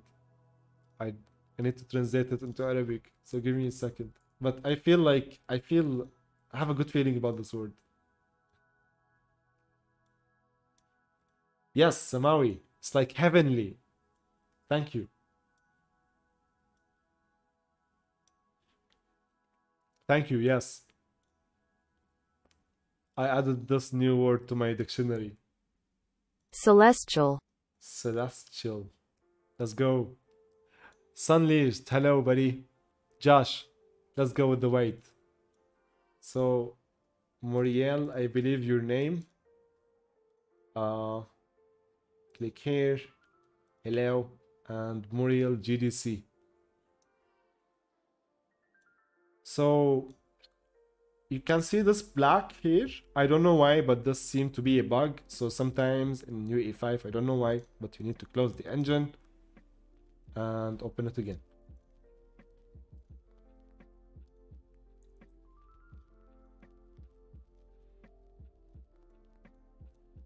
How's it going, Sunleashed? How's your weekend going? Sunleashed and all of you guys, where are you watching from? Lippy, yo, what's up? I'm finishing a course in game development with Unity. We use Unity, but I'm trying to learn UE5. Do you think it's a good idea? Philip, I think it's a great idea. Welcome to the community first. And yes, I think Unreal Engine is like, it's booming. So I think it's a beautiful idea, yes. And I may sound biased because, yeah, I am biased. I don't know how to use Unity. I'm trying now to learn, not personally, but my teammates learning Unity to deploy some of our applications on AR and mobile devices. But again, when it comes to everything else, like virtual production, architecture, pixel streaming, well, you can do that with Unity too. But yeah, Unreal Engine, Brusky, welcome to the community.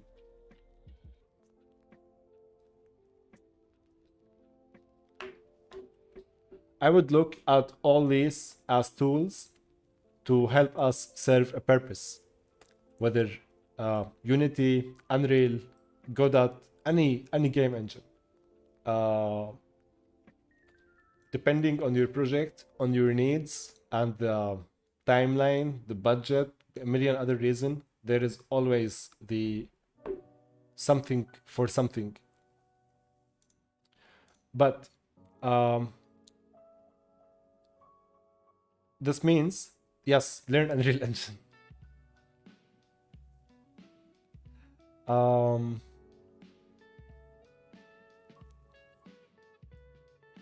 Innocent Boy, hello. Welcome. More Todd More, music is great. Welcome, buddy. Konami, welcome. Welcome everyone to the stream.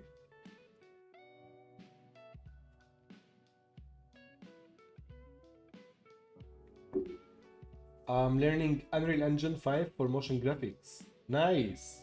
Nice. That's a great choice to learn UE5. I know so many people who are using Cinema 4D and learning Unreal Engine 5 so they can visualize everything that they sorry, they do inside the engine. So I usually select one vertex where I want the mirror, put the 3D cursor on the selected vertex via snap magnet on vertex, and then close edit mode, right click and set origin to 3D cursor. Okay, so let's say I want the middle here, so I select this. You move the 3D cursor here, right? So what is the shortcut to move the 3D cursor here? It's this.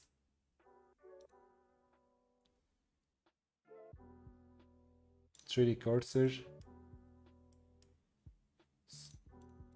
So I know that we can move from here something.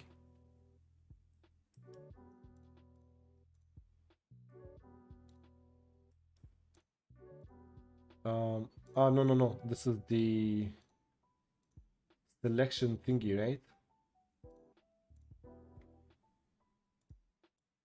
I hope we will get the answer in the chat, I believe. So thank you in advance. I'm gonna keep reading the chat.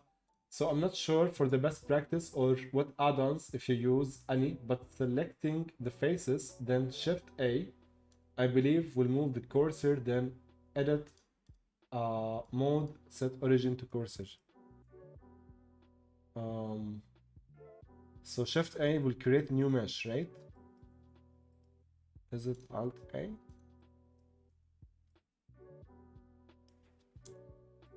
So I have my cursor now, set origin, origin to geometry, origin, this is here, the object, set origin, right? And here's the center, median center, and bounds center. Ah, okay, I believe the one I was looking for is the bounds center, the origin. So in terms of like the function I was looking for. So this also saves my problem, solves my problem. When I click origin, bounds center, and then I do my mirror. Mirror. I forgot. Just do this. But basically, it should be here. There we go. Yes. And bisect. Nice. Thank you, Neovatan. That's something I also like about 3D. There are always a million ways to do something. It's just you learn all these and then you pick your path.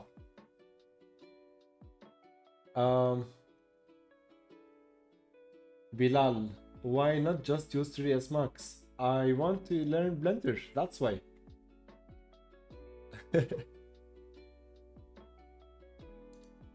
While exporting video, you use Blender or Unreal Engine 5, and which is better for rendering? Innocent boy, I use Unreal Engine 5, and I believe for me, it's Unreal Engine 5 is better for rendering because everything happens in real time. It's much faster than rendering in cycles or whatnot. And I use Blender to make assets and buildings and like anything that I will use in Unreal Engine 5. Now, when it comes to delivering my project in Unreal Engine 5, it may not be an image or a video. It might be an experience, and this experience might be on the cloud through pixel streaming, or it might be a VR project, and so on. So that's why we use Unreal Engine. But if you are going for something that needs to be rendered in Blender, then I believe the choice for that is Blender, and that might be like super hyper realistic film with millions of simulations and whatnot, right? I don't know, but yeah. Hey, share textures, seems great, my man. It's good to see you, buddy. I hope you're doing good. İyi bayramlar abi. I know it's a little late, but it's good to see you, man. Azdi, my pleasure. Jamie, thank you. Thank you very much for your videos. I keep seeing you from Chile. Jamie, my man, thank you so much, buddy, for your message. I really appreciate it. So you just applied some commands for ray tracing. Which one do you recommend to have to be activated to give realism? The only command I ever used so far, Jamie, is something regarding the shadows. So here you see I have nanite meshes, and when I enable ray traced shadows, they get like this weird, ugly shadowing artifacts from the fallback mesh. And the command for that is r.raytracing.normal bias. I usually set this like to 1 or 2 to get rid of that ugliness, but also it messes with like some of your shadows in a way. But there are no cancel commands I recommend for realism. There are console commands I recommend to solve bugs, and this is one of them. And if there are more I remember or we encounter, I'm gonna mention. But generally, the best, like what you need to do to achieve realism is to really take good care of your how you place your meshes, like the quality of your textures. Like there is so much that contribute to the realism of your scene. It's not one thing or two, right? I hope this helps a little, Jamie.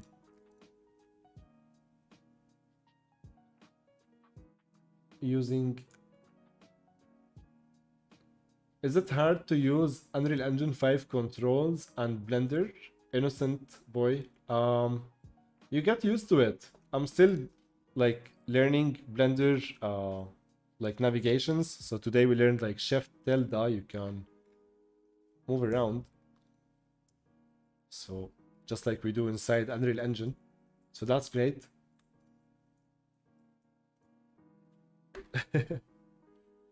Yes.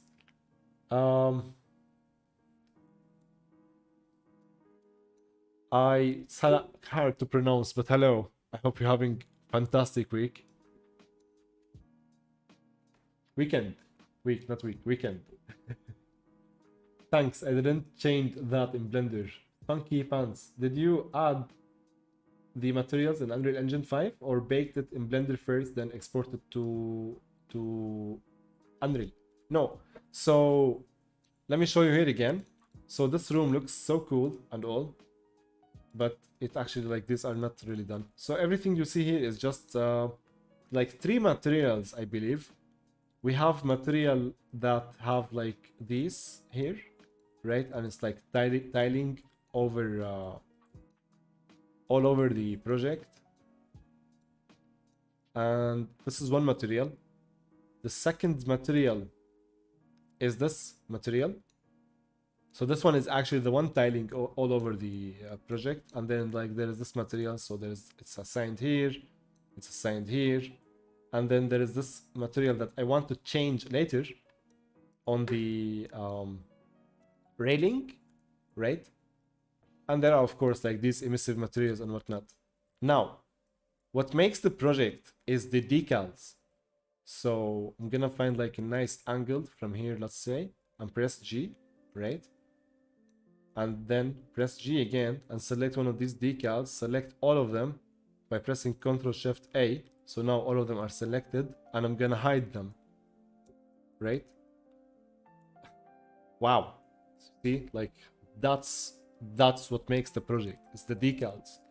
I think decals are a great way to add details to your project and like eliminate repetition, get away with so many things. Like you will get surprised when you add decals to your project, how it will look. And you can see here we have these parts here that are still missing. I think it's a good idea to take a break from the chat. And so I'm here now in the chat. I'm gonna quickly like fill the areas on top so they look good and then get back to chat, okay guys?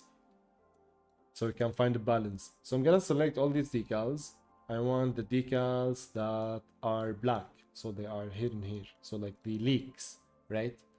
So I'm going to select one of the leaks. So that's not a leak, does not work with me. Yeah, this is a leak, but I don't want it. I want the other big leak, like this guy here. And if this is inside, let's say, you can like you know, slightly make it scale it up. And the way you move the decal, so I'm gonna switch to unlit mode.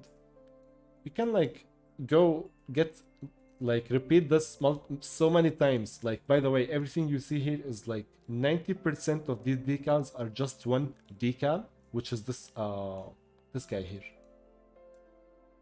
It's just like scaled up, scaled down, scale this way, scale this way.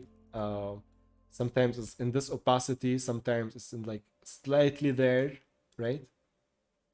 And it's many layers on top, and it still needs work, still not perfect. You can see some parts they could use some love, but again, they look very nice in the unlit mode, and you need to focus on your shots, right?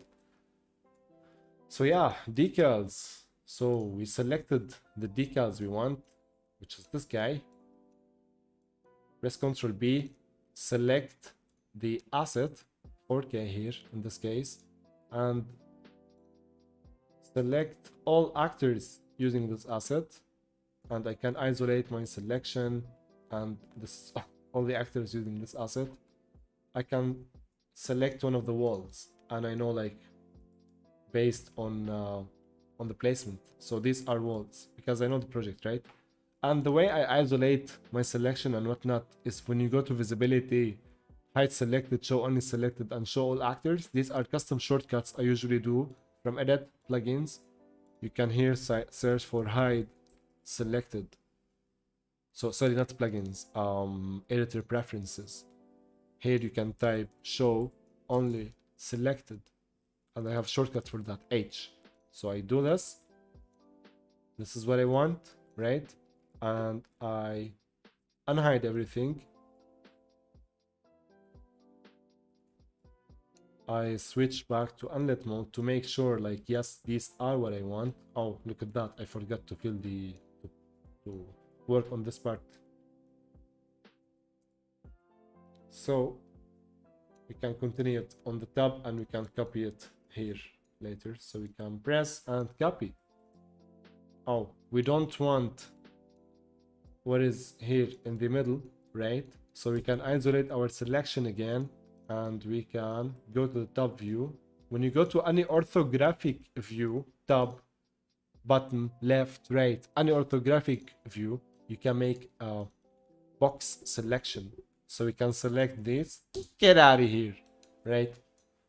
And keep the lights we want. Sorry, the decals we want. So I want to place them right here, right? Just copy and slide. Good stuff.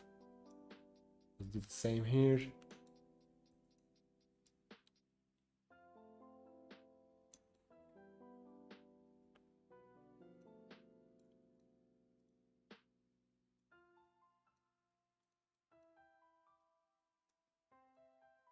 So I think they are overlapping here, which is not very good. But do you see it? I don't see any overlapping personally. This wall could use some love. So these are now grouped selection, all of them, so I can like make it easy for me to select and like move whole groups when I'm duplicating, right? So let's say, because I want the same here, right? I can simply copy this,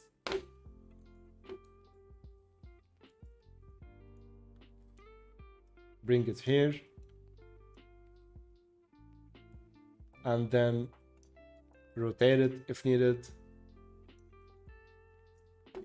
and place it and do the same and so on, but I don't want it here.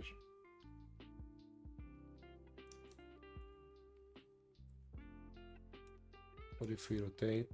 Sometimes rotation may or may not work. You need to adjust, because what I've done here, so here is a mistake on my end. I made these extremely thin so they won't affect a lot of things outside, but what I wish I did is make them slightly thicker and keep them on the upper side a little. So I'm gonna demonstrate. I'm gonna select this. So I wish I did this, basically. So it's bigger. So when I rotate this, it would assign on any face easily, so I can make endless variants, like just keep going all the way and just rotating them around. This would save you so much time. So imagine like placing this manually. No thank you, right? So where we were working here, so I'm gonna detach this group or ungroup. So when you have so many actors selected, you can right click and group, ungroup, shift G, and group I believe is Control G. So I'm gonna ungroup, so I can select this and move it around. I'm gonna press R to scale down, and from the gizmo, like the transform gizmo, you can cycle between the word and between the local or the actor. So now this is the word, and it's not very helpful sometimes, and this is the local, so you can keep the rotation.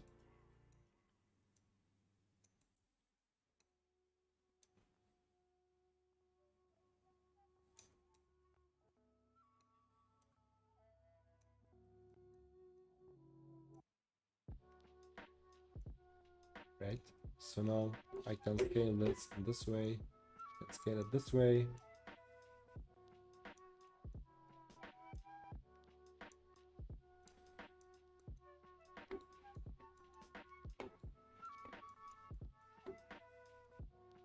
Can put one here, can put one here. Your eyes will judge, right? So this process might take time, but also it's fun.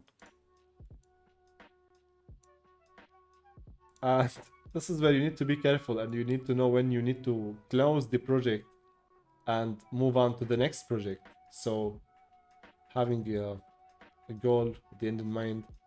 But again, you need to ask yourself, is this important for my shot? For me, yes. I already established about, like, none of these shots are final, but when I am working on my project as well, I try to select interesting shots from angles I like, so I can make a cinematic and I know where to focus, right? And according to this shot, I finished 80% of it, and the remaining 20%, in this case, it's I need to fix here, this area, and I need perhaps to improve here, but it's not even visible. And maybe if I wanted to add, like, fix the textures here, right? Because we all know what's up. It's just one mesh with box texture. So yeah, establishing your shots while you're working on your project will help you place the actors you need to place in order to make things look good, especially for cinematics, right? So this is actually a very interesting shot for me, because I think this is one of the only shots I took at the very start of the project.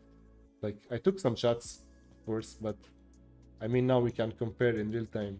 Like, this is one of the cameras that I never moved around. So that's some progress. And we can hide this, right? Very cool. And because we have this shot, and I think it looks really cool, I need to work more on the decals, right? Because we see them and they are important. So yeah, let's get back to chat. Funky Pants. So I hope I earlier answered your question with this, and for anyone with the same question now, regarding the materials, all of them are just like 2-3 materials and the rest are decals. And you can see, like, all of these actors are decals. And we still need more, right? You can see, like, here we need, so maybe we don't. I don't want to add more decals. I'm tired. Yes.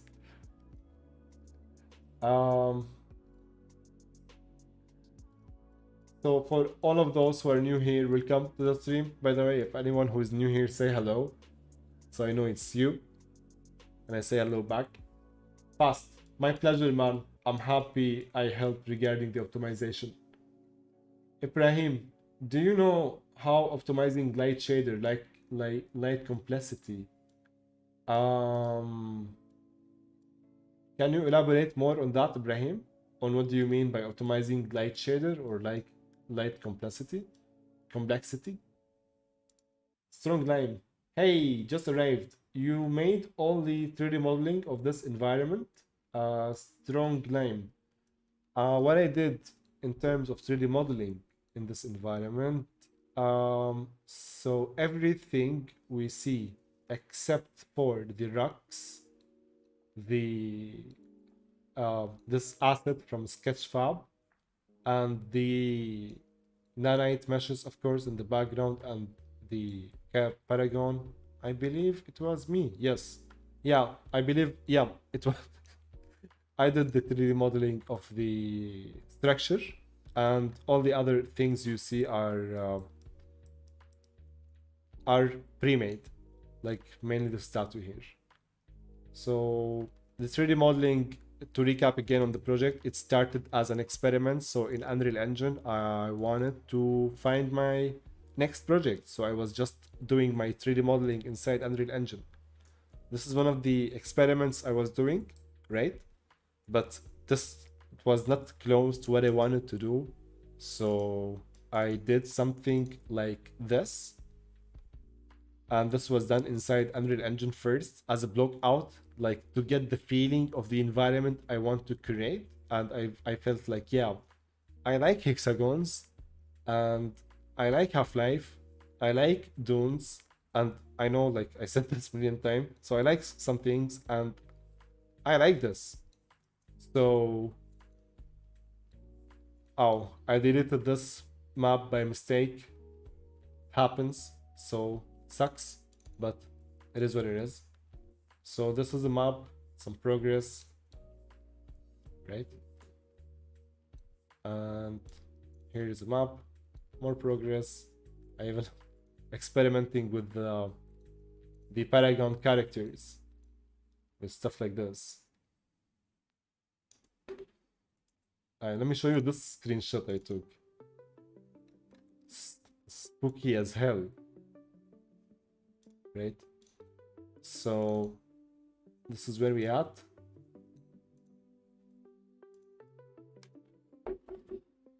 So yeah, strong line. The modeling is done first in Unreal, and then I send this to Max, and then I send it to Blender because I wanted to take this project as an opportunity as well to learn Blender. So I know how to do this in Max, very easy peasy, but in Blender for me it's kind of struggle. You have no idea how proud I am. For example, for this, I was able to do it in Blender. So yeah, this is why I am doing this project. One of the reasons, basically. Neo Vatan, watching from Norway. Welcome, buddy. Yo, I asked earlier where you guys are watching from. So we have from Norway. Philip, thanks, bro. From Brazil.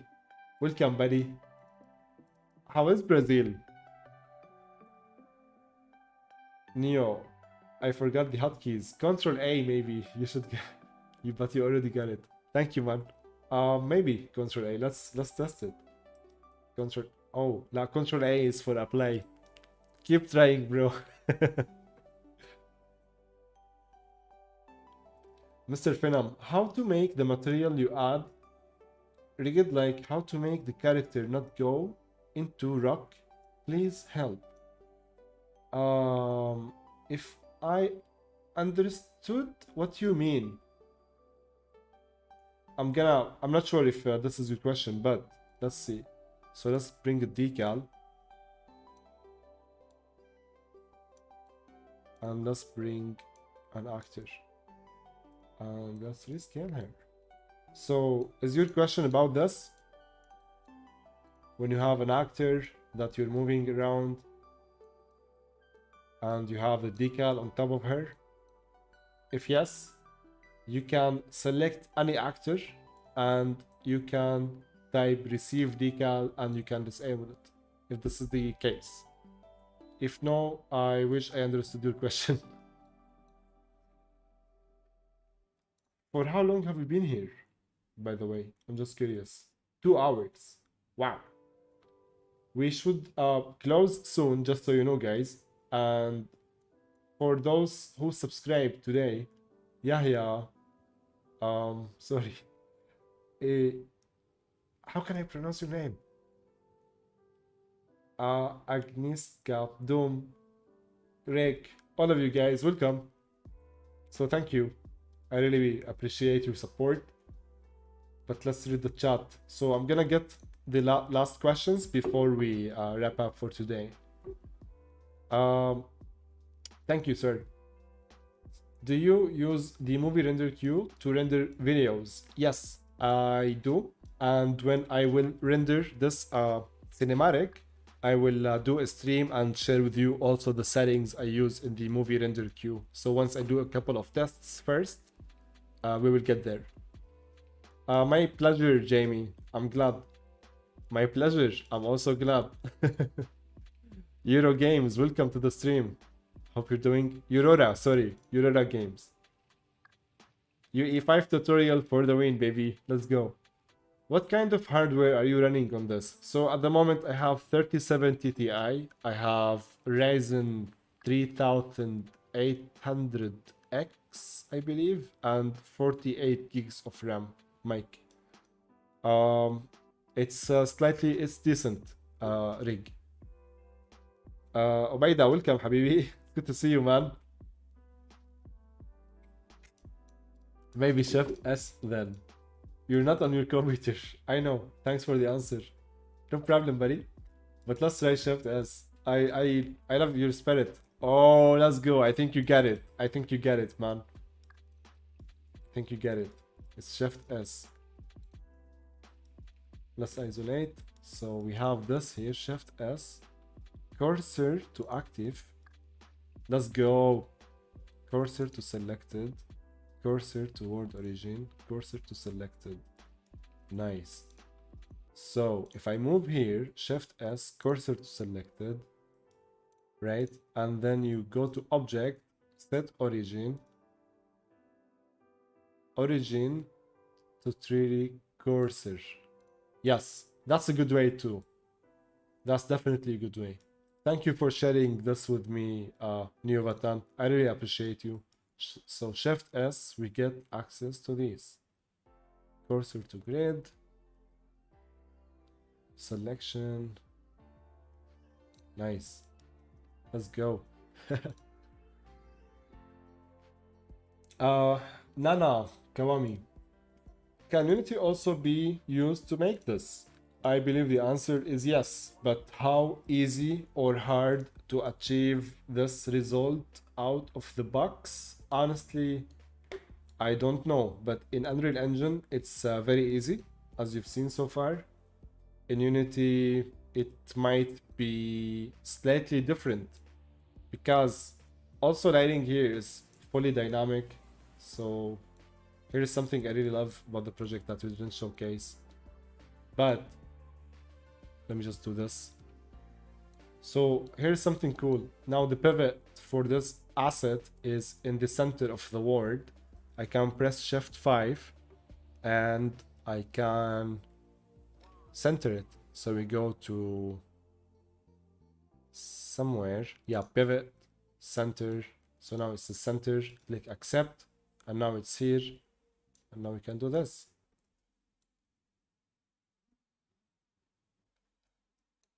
Can Unity do this? I don't know. I don't think not. So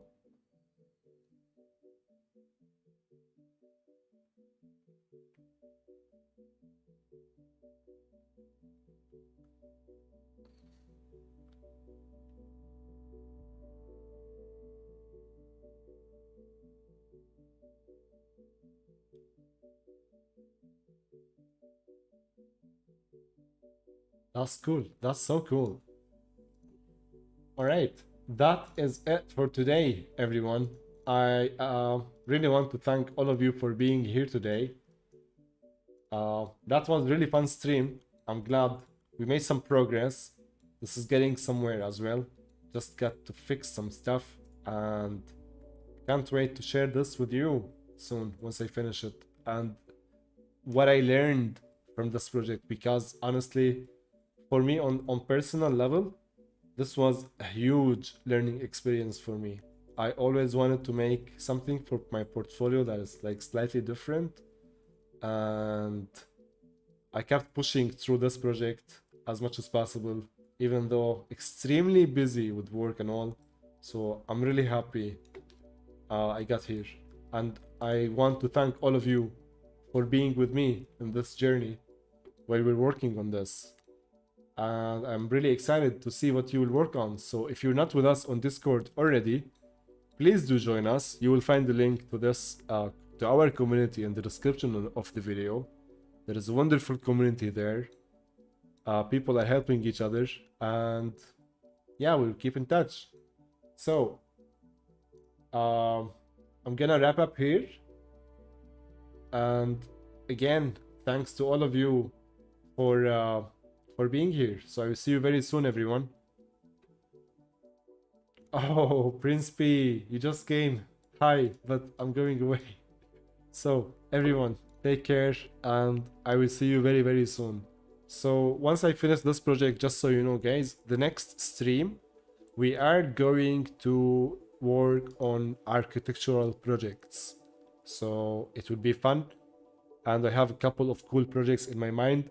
And if you have cool ideas in your mind too, or requests for tutorials, please leave a comment as well and reach out to me. So yeah, guys, I was just about to go, Prince and Milbin, so I'm very sorry. I will see you in the next stream. I wish you all again, for the third time, but I really mean it, a wonderful day. So stay hydrated, stay awesome, and keep creating awesome stuff. Take care, everyone.